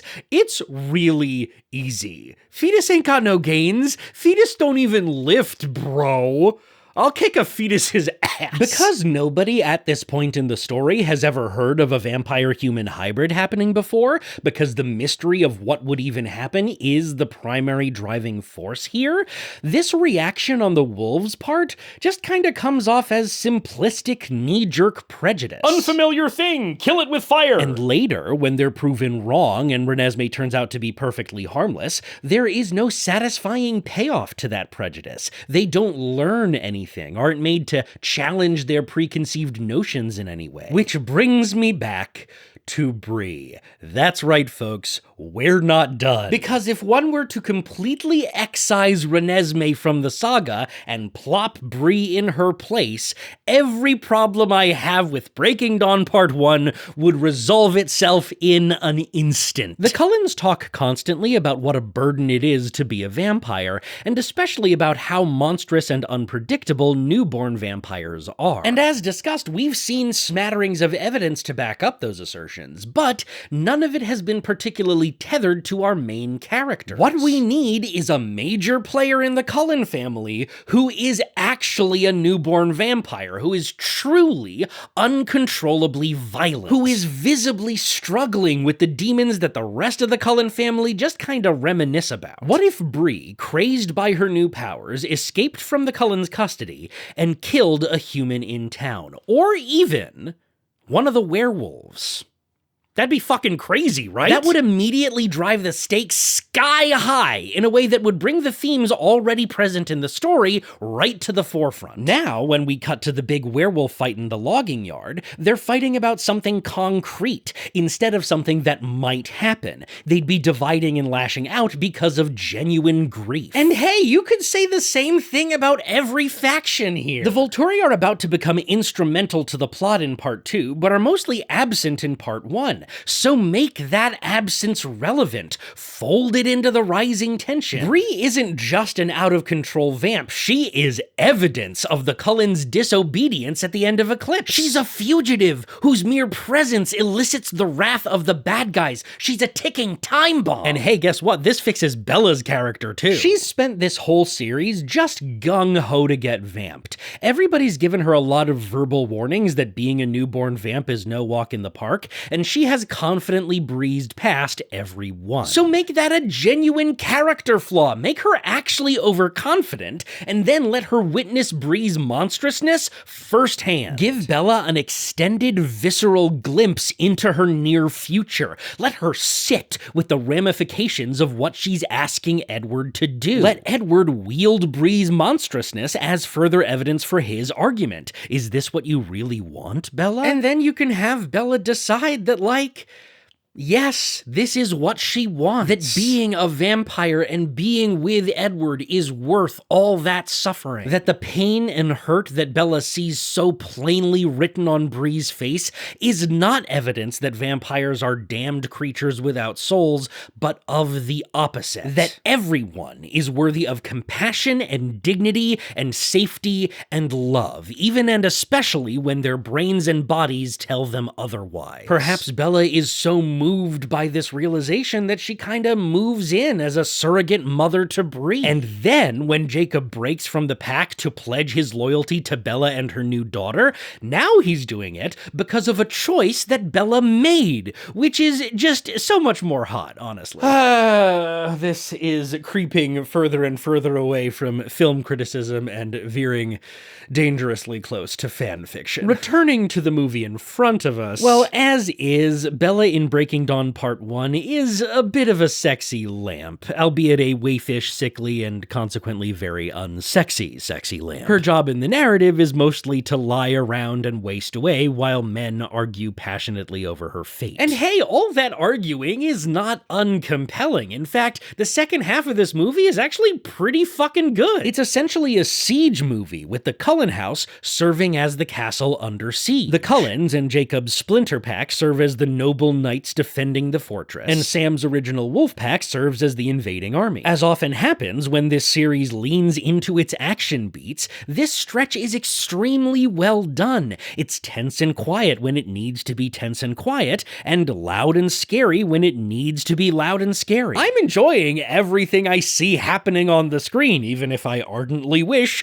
that it were happening for a very different reason. I even kinda dig the body horror during the birthing scene. It's not nearly as tonally dissonant as I was expecting. The movie has done some intense foreshadowing indicating that the blood and horror were on the way, and this feels like a worthy payoff. Is the sudden gore out of place in this ostensible romance franchise?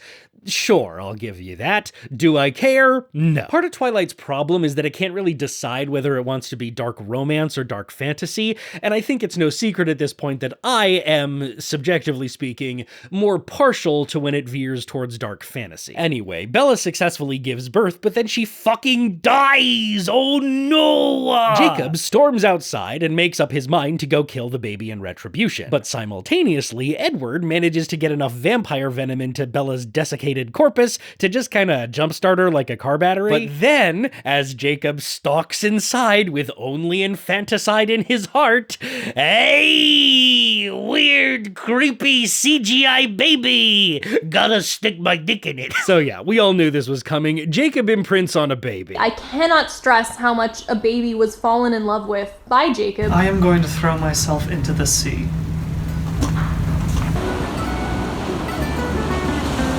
Okay, so how shall I explain this for newcomers? In the Twilight universe, imprinting is when a werewolf sees a human woman and then gets such a hard-on that he becomes slavishly devoted to that woman for the rest of his natural life, usually, mostly in a romantical way. I haven't mentioned imprinting thus far because it hasn't become relevant to the plot until this moment, but characters have discussed it here and there, and it's, bad. I don't like it. Similarly to vampire sparkling, I think I'd like it better if it were framed in a way that was more appropriately horrifying. As if this one aspect of being a werewolf is as cursed and tormentful as we're told being a vampire is. It is a world-building element that strips a werewolf of their agency entirely, reducing them to an animal at the mercy of their hormones. And if you leaned into how fucking scary that is, explored that internal horror, that would be quite interesting and relatable. We can't always control who we fall in love with. Our desires are not always rational or healthy or appropriate. We are animals, and we are often at the mercy of our hormones. But true heroism lies in rising above the flailing cries of your animal self and deciding what matters to you as a sentient moral being. Imprinting cannot be trusted precisely because it strips away that higher self, reduces the most important decision in a person's life to something base and primal and out of control. And that's not me saying that. Jacob says it earlier in the movie. None of them belong to themselves anymore. And the sickest part is, their genes tell them they're happy about it. So one would think that this is setting up Jacob to have some sort of valid criticism of imprinting. But nope! Turns out, imprinting is great! Imprinting saves the day! They can't hurt her. Whoever a wolf imprints on can't be harmed. It's their most absolute law. Oh, it is? Okay, that's cool, I guess. Us movie-only viewers haven't really been given enough information to know that yet, or even enough to, like, figure it out for ourselves. But, yeah, hey, I trust you, man. But also, this twist doesn't really work. But whatever. It's well shot and well scored, and right after, we cut back to Bella transforming into a vampire, so I'm happy. I could do without the montage of Bella's life here. I've watched the movies, buddy. I remember them. But I love the visuals of the bones and blood cells and tissues knitting themselves back together, and this final shot is the coolest thing I've ever seen. Dope that becoming a vampire gives you eyeshadow. Is Jacob gonna date the baby? Guess we gotta wait a year to find out. Before we fully dive into Breaking Dawn Part 2, it's time for a new segment that I'm calling, hang on, why can't we just tell Charlie about vampires again? Throughout Breaking Dawn Part 1, the movie is very keen to reassure us that it's, you know, thinking about Charlie, checking in with him, seeing how he's doing. We get glimpses of how worried he is as Bella and the Cullens lie to him about Bella's illness, saying she got a bug in Brazil and then trying to convince him that she's gonna, like, go to a clinic in Switzerland, not even letting him know that she's back in town. What's their plan for if she dies? Just never let Charlie see the body? Just assume that he's not going to investigate this very strange set of circumstances? Well, apparently, as we find out in the opening scenes of Breaking Dawn Part 2, that was exactly their plan. Eventually we'll have to tell him you didn't make it. He needs to mourn, Bella. Mourn what, Edward? There's no body. This is not an open and shut case of a tragic death from the made-up Brazilian flu. This is a missing persons case. And Charlie is a cop in a spooky small supernatural town in the Pacific Northwest. Do you want to kick off a paranormal mystery plot, Cullens? Because it seems like that's what you want. Actually, that sounds dope as hell. Propaganda vibes notwithstanding. Can I watch that movie instead? Anyway, the Cullens make plans to leave town to avoid suspicion, which seems like it would actually arouse suspicion, but whatever. Jacob selfishly realizes that if the Cullens skedaddle, he won't get to hang around creepy CGI baby anymore, and that is intolerable to him, so he runs off to tattle to Charlie. And can I just say, fucking thank you! At last, somebody is finally filling Charlie in about any of this. Charlie has been nothing but kind and supportive and loving this entire franchise. He's been such a good dad. He offers Bella everything he has while never overstepping his bounds or attempting to curtail her agency, and his only reward has been worry and confusion and terror. He loves his daughter so much, and he's been kept out of the loop again and again as calamity after calamity befalls her. And after all this time, I still don't understand why we can't tell him that vampires are real. He's not dumb. He clearly suspects something is up. Are those graduation caps? Ha! How creative. Or weird. And literally everyone he hangs out with already knows about vampires and werewolves. So who's he gonna blab to? Why are we still struggling to keep this very squirmy cat inside this very thin bag? You don't realize the danger you've put him in. The Volterra will kill anyone who knows about us. Shut the fuck up, Bella. You put a target on Charlie's back the second you started associating with the Cullens. And I'm not saying you shouldn't have done that. Follow your bliss, but don't delude yourself. By keeping Charlie in the dark, you are making the same mistake that Edward made in New Moon. Ignorance does not equal safety. It just means that when the evil bloodsuckers come a-calling, Charlie will die afraid, alone, and confused. He is already in danger from the Volturi. Everyone in this town is in danger from the Volturi thanks to you. So are you gonna arm your dad with the information he needs? Or are you just gonna keep lying to him for no goddamn reason? I want to know what happened to you.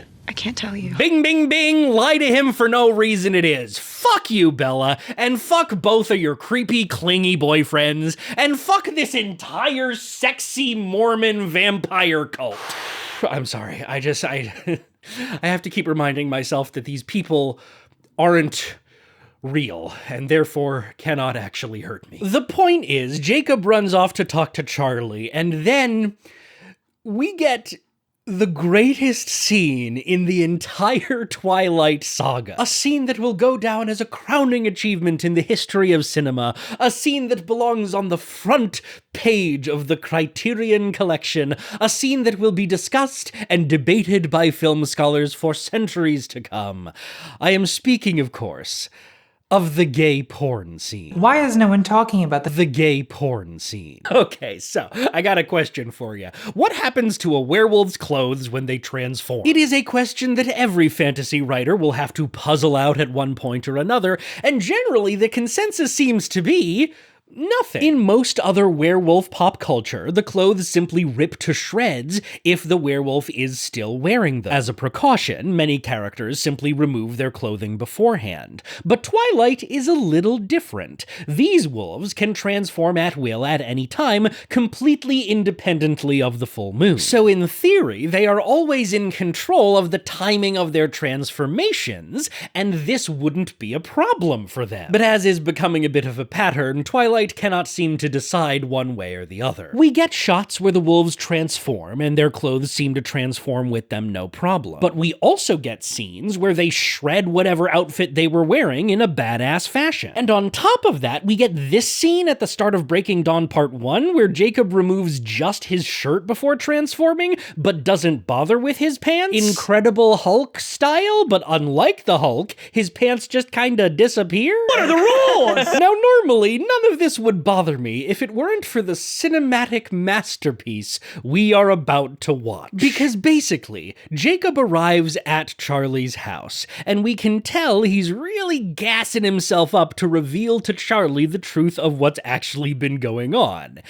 And then Jacob, There's something you need to see first. Oh, okay. What does Charlie need to say, Jacob? Here goes nothing. What the hell are you doing? What the hell are you doing? Great minds think alike, Charlie. I knew I liked you, man. You don't live in the world you think you do. What is happening? Now, this may seem strange, really strange, but stranger things happen every day. What's strange? Is it your dick? Is your dick strange? Because, hey, you know, no judgment from me, kiddo, but I am fully good. I have hit my teenage genital viewing quota for the week, which, by the way, is 0. And then here in my script, it just says, hold for applause. Jacob, what's going on? You've ruined truly so many outfits. What's different about this one? Why do you want Charlie to see your dick, man? I mean, you know, I get it. Charlie is ruggedly handsome in a silver fox kind of way, and that mustache is very sexy. And, you know, I bet he's super, like, lonely and touch-starved and repressed. And I bet that desperation just kind of all comes out in the sack, you know? And honestly, I know there's an age gap here, but I find this so much less morally reprehensible than whatever the fuck you and CGI Baby have going on. So you know what? I think I've talked myself into it. New ship, everybody. Hashtag Team Charcub? Or Jaylee? No, actually, I hate both of those. Never mind, I talked myself out of it again. Jacob transforms into a wolf, thereby officially letting Charlie know that something supernatural is going on here. And here follows the most heartbreaking and harrowing scene in the entire series, where Charlie, clearly utterly shattered, stands in front of his daughter for 2 straight minutes and simply begs to know her. And yeah, he shouts a little bit, which is understandable, but overall, the shouting very quickly gives way to just pleading. And pleading for what? For clarity, for intimacy. He just wants to be part of his daughter's life, and she shuts him down cruelly and completely. God, I cannot handle this gorgeously acted nonverbal moment where Charlie hugs his daughter and clearly notices that she is as cold as a corpse and is very disturbed by this, but does not say anything because he has finally accepted that his role in this relationship is to remain in the dark, to never know how his daughter is truly doing or what her life entails or really anything about her. Now, to be fair, I don't get the impression that Bella is completely unfeeling about this. At the very least, she seems affected by the encounter. Although clearly not too deeply affected, because the second Charlie drives away, she's grinning like an imp, and then we immediately cut to her arm wrestling with Emmett in the woods. And spoiler alert, this is kinda the end of Charlie's arc. We get a couple more scenes with him where he's just kinda hanging out in the background with the fam. He gets one throwaway comment about how, gee, Renesmee's growing up real fast, ain't she? But that seems to be the end of any curiosity or worry on his part regarding his relationship with his daughter. Again, this could be some really meaty stuff if the movie leaned into the inherent tragedy of Charlie's situation. But again, we're breezing right past the potential source of drama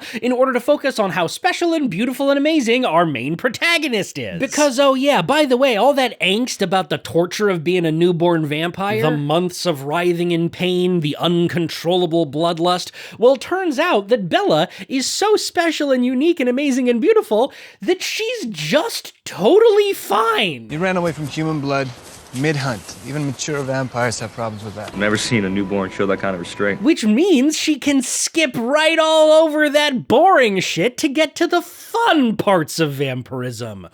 Whew, right? And yes, while this is technically explained, it's apparently an extension of her vampire superpower, I still find it extremely unsatisfying thematically. I was promised conflict, goddammit! Being a vampire should not be this fun and breezy. It's like if Frodo brought the ring to Rivendell and we had the big dramatic council meeting where Frodo pledges to take the One Ring to Mordor to destroy it, and then Gandalf's just like, actually, if we just hop on some eagles, we can drop that ring right into Mount Doom. It'll take like 5 minutes. And then the rest of the trilogy is just an 8-hour montage about how fun and sexy it is to ride places on eagles. Okay, that's a tad unfair. The rest of this movie is not entirely devoid of conflict. However, because our three main characters' arcs are all pretty neatly wrapped up, Bella has become a vampire, Edward is no longer scared about Bella becoming a vampire, and Jacob doesn't want to fuck Bella anymore. The main conflict of this film is mostly unconnected to anything that happened before it, meaning that Breaking Dawn Part 2 kind of feels more like an unnecessary years later sequel than it does a resolution to an ongoing saga. Basically, one day, Bella, Jacob, and Renesmee are hanging out in the snow for some reason, and Renesmee does a magical little vampire leap, and she is spotted by this blonde vampire named, I'm just gonna call her New Rochelle. New Rochelle sees Renesmee exhibiting a superpower, panics, and immediately runs off to snitch to the Volturi. Why, you may ask? Because apparently, New Rochelle thinks that the Cullens have turned a human kid into a vampire, and as we all know, this is super duper illegal according to the Volturi's laws. Now, I'd forgive you if you'd gotten to this point in the series without picking up on this little bit of world building, mostly because, no one has mentioned it. So yeah, apparently when you turn a human child into a vampire, they can never learn to control their bloodlust and will remain a violent, ravenous animal forever. But thankfully, this is all just a huge misunderstanding. Renesmee isn't actually an immortal child, she's a human-vampire hybrid. That's a totally different thing. So all we need to do is explain that distinction to the bad guys. Because authoritarian fascists are, on the whole, very reasonable and rational people who are more than willing to listen with an open mind and allow themselves to be swayed by carefully presented evidence. Okay, that's also a little unfair. There is more to the plot of this movie than what I just said. But before I get into the minutia, let me just tell you, in the broad strokes, that is exactly what happens. You created an immortal child. That is illegal and super fucked up. Oh, Renesmee's not an immortal child. Oh, shit, really? Yeah, she's actually a human-vampire hybrid. They're rare, but not unheard of. Look, here's an example we found. This guy's a hybrid, and he's perfectly normal. Look at him. Aside from wearing a loincloth in the snow-covered mountains of Washington, he's the picture of sanity. Okay, great. Thank you for explaining. We all are good. You hear that, boys? Let's fuck right off back to Italy. Bing bang boom, film series done. Now, there are several things you could point out about this plot structure. That it's anticlimactic, that it's philosophically and politically naive. But for me, its most grievous sin is that it fails to explore the moral questions that Twilight seems to want to explore. And I'm sorry, but we're back here again. Say it with me, folks. Bree fixes every problem. How old is Bree? 13, 14? All you need to do is age her down a year or two, and boom, now you got an immortal child on your hands. An uncontrollable monster who has killed already and may do so again, but also a human being struggling with impulses beyond her ken, just as deserving of compassion as any of us. Rehabilitating her is a daunting, even Sisyphean task, but the Cullens are up to it. They're committed to trying their best to train her, to help her learn to control herself. But maybe Sam and his werewolf pack have a point. Maybe Bree does need to answer for her crimes. Maybe rehabilitative justice is simply not as satisfying as punitive justice. And maybe the Volturi, fuck-asses though they are, have a point.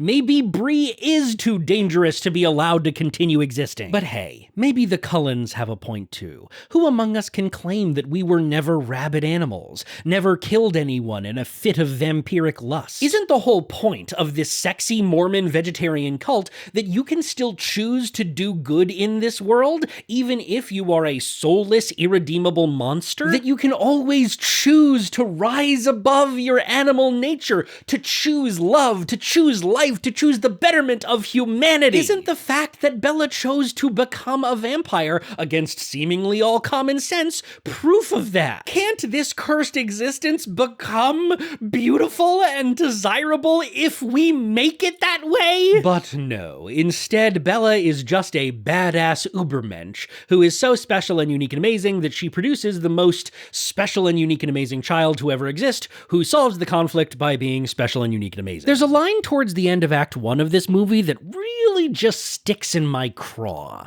and it's when Bella, upon hearing the relevant exposition regarding immortal children, says this: Well, Renesmee is nothing like those children. And that's just so convenient, isn't it, Stephanie? So nice that because they're not a part of the main cast, we can just disregard all those other immortal children, who, let's not forget, were summarily exterminated by the Volturi. Not for the crime of spreading death and destruction, which we all know the Volturi don't care about, but for the crime of failing to surrender to the Volturi's control. You know what it reminds me of? It reminds me of this other moment at the start of Breaking Dawn Part 1, right before the wedding that I skipped over before. Edward decides to confess to Bella the darkest deeds he ever committed as a young vampire, and we get a masterfully shot flashback scene. We see Edward sitting in a crowded movie theater in the 1920s, clearly overwhelmed by the scintillating scent of human blood all around him. Then, the camera follows a young woman getting up to leave. We get all these voyeuristic shots of her from behind corners, as if Edward is stalking his prey. We, the audience, feel a sense of dread. What's Edward gonna do to this woman? But then, a random other creepy dude steps out of the shadows, and Eddie Boy pounces on him instead. This is a relatively effective twist in the context of the scene itself, but the problem is, when we cut back to the present day, Bella is completely nonplussed by it. Edward, they were all murderers. You probably saved more lives than you took. And despite myself, I'm kind of right there with her. Yeah, in the real world, I might have a problem with Edward dipping his toe into extrajudicial vigilante murder. But fictional morality is just different than real-world morality. I do not think it is evil to cheer when a Disney villain plummets to their doom, and I do not think this stance is dissonant with advocating against the death penalty. So if Edward wants to hunt down and kill rapists, I'm all for it. Maybe he should start with the guy trying to fuck his infant daughter. However, the reveal that Edward has only ever killed what we would consider bad guys only serves to soften his character. Back when the crimes of his past were vague, I believed his angst more. I believed that this was a man who had been traumatized by incidents where he lost control of himself and that he was terrified of doing so again. But here we discover that that's not what happened. Edward was in charge of his faculties the whole time, to the point that he made moral decisions about who was acceptable to kill. This is not what I was promised. This doesn't make Edward any more difficult for the audience to like or for Bella to fall in love with. It is yet another choice that makes me feel like the Twilight Saga is afraid of its own conflict. It doesn't want to explore the issues it raises for fear that doing so may become uncomfortable. That it may interfere with the horny fantasy wish fulfillment at play here, when I am of the opinion that a more thorough philosophical stance would only enhance the horniness. But I don't know. Maybe that's just me. I can't even come unless I've quoted Foucault at least 6 times during foreplay. My overall point here is that Edward should be given a gun, and also, Renesmee sucks as a character because she's never done anything wrong. In fact, the narrative holds her up as the ultimate symbol of innocence, and innocence as a concept is static. It is no surprise that the thing I find most compelling about Edward is his guilt. And so when the series tells us that he actually has nothing to be guilty about, and furthermore that protecting a personification of innocence is our ultimate goal, I can't help but feel let down. Basically, when the Cullens learn that the Volturi are after them, Carlisle starts calling in some favors from other vampires we haven't met before from all over the world, meaning that soon a veritable parade of cultural stereotypes is assembled at the Cullen house. Seriously, I'm not gonna get into it, but it's really bad. I'm surprised the Irish contingent didn't show up wearing knickerbockers and lusting after cereal. All of these vampires are instantly charmed by Renesmee and gung-ho to stand up to the Volturi on her behalf. I like meeting all these new characters, getting to know their personalities, and I enjoy all the training montages, where this new army learns to work together, finds new ways for their superpowers to interact and bounce off each other. But again, the movie cannot seem to decide what kind of resolution it's working towards. Are we gearing up to fight the fascists, or just to talk at them? Carlisle and Edward certainly seem divided on the matter. Carlisle might not ask you to fight, but I will. And that's not a bad tension to have, except that the movie wants it both ways. Talking out your problems with your enemies is a noble goal, but not only is it not always viable, especially when your enemies have more institutional power than you do, it also does not make for a satisfying ending to a franchise that has leaned quite well into its action beats, so the movie hedges its bets. It goes to the trouble of staging an incredible not-in-the-book final fight scene that has long since been dissected by sharper YouTube minds than mine. But then, in order to preserve some sense of congruity with the book, it's revealed that the fight was all a dream. Which, okay, fine, I understand why the filmmakers had to do that, but in some ways, it makes the ending of this movie even more thematically spineless than the already spineless ending of the book. Are the Volturi worth fighting, or aren't they? Both is good. But, on the other hand, pop culture fantasy stories that dip their toes into anti-fascism, like Harry Potter or Lord of the Rings, 2 franchises that very much dominated the zeitgeist when these movies came out, have an inherent tension to them. The wish fulfillment elements in these sagas is the fantasy that evil can be defeated through one swift, decisive, heroic action. If you drop just one piece of jewelry into the lava, the day is saved. If you turn just one snake-looking motherfucker into papier-mâché, his regime is instantly dismantled, and it's smooth sailing for the Wizarding World from here on out. And what I like about the Cullens' defeat of the Volturi is that it is, in some ways, a refutation of that paradigm. Michael Sheen's portrayal of Arrow, the ancient leader of the Volturi, is the highlight performance of the Twilight movies. Arrow is polite, genteel, and almost hauntingly charming. He does not get his hands dirty with the gruesome work of keeping the riffraff in line. He has lackeys for that sort of thing. He mostly just lounges around and reads letters with a demeanor so relaxed and breezy that it's kinda hard to dislike him. But in the moment that Alice shows him the alternate future with the fake fight, Arrow instantly understands for the first time the fragility of the power he wields. Because he has so thoroughly removed himself from the day-to-day work of maintaining the oppressive systems that keep him in power, he has become complacent, unobservant. He hasn't been paying attention to the plot, hasn't noticed the shifting alliances, the subtle power plays, the chess pieces all slotting perfectly into place to unmake him. Arrow came here expecting and hoping to wipe out the Cullens. He didn't actually care about whether Renesmee was an immortal child, he just wanted to seize upon Carlisle's perceived rule-breaking as a thin excuse to do what he always wanted to do anyway. This is a wise observation about fascism, and it's a good reason why debating conservatives is a losing game, why kindly explaining to them that Renesmee isn't actually a threat will never work. By definition, they don't actually care about the things they say they care about. They only care about silencing you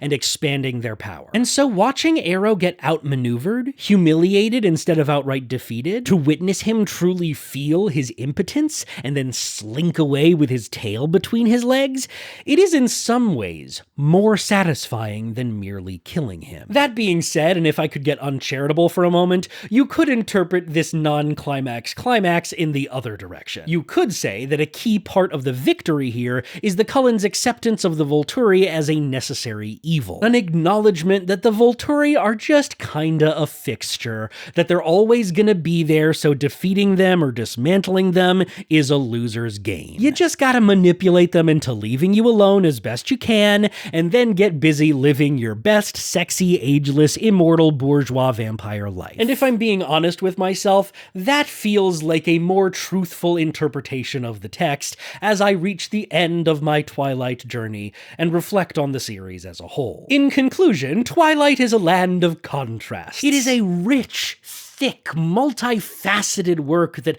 clearly taps into something deep within the human spine. And as much as I may dislike a whole awful lot of it, I cannot deny that I am compelled. And if you've made it this far, I hate to break it to you, you are undeniably compelled as well. There is a something here, not a nothing. I cannot bring myself to dismiss Twilight, or even recommend that you steer clear of it in order to avoid my horrible fate. All I can guarantee is that once you make the choice to wade into these waters, you will not be the same person once you emerge on the other side. And at the end of the day, I kind of think that's what art should do. Anyway, I'm sorry. I got really off track. What was this video supposed to be about? Is solar eclipses. This was supposed to be all about fucking solar eclipses. Fucking damn it, son of a bitch! I just talked about Twilight for like a fucking hour, dude! Were you gonna, like, stop me at any point? This is fucking embarrassing! Ah, shit! Damn it, fucking son of a cocksucking son of a bitch! What? So yeah, there are no canonical eclipses in the Twilight Saga, but there is one eclipse in the title sequence of Eclipse. And you know what? Honestly, I can't fucking knock it. The time scale is sped up, obviously, but you got the Bailey's beads, you got the swirly patterns of the sun's corona, the gang's all here. The corona is perhaps a bit smaller and swirlier than it should be, but I'll allow it for the sake of artistic interpretation. I appreciate that you can even see the little rough edges around the edge of the moon, which is a real thing. The moon isn't a perfect rounded sphere. It has mountains and craters and flat parts and bumpy parts. It's one of the coolest things about real-life eclipses, and the Twilight Saga nailed it. So you know what? I'm putting it in the S tier. Greatest movie series of all time, I guess. Star Wars can suck it. Lord of the Rings, suck it. Alfred Hitchcock, eat your fucking heart out. Never mind, I just went on the floor. Now I need to find a mom. Look at me now. Emo kid with too much makeup. Now watch a bunch of half-naked guys. Hairless chests. As they dance around in diapers.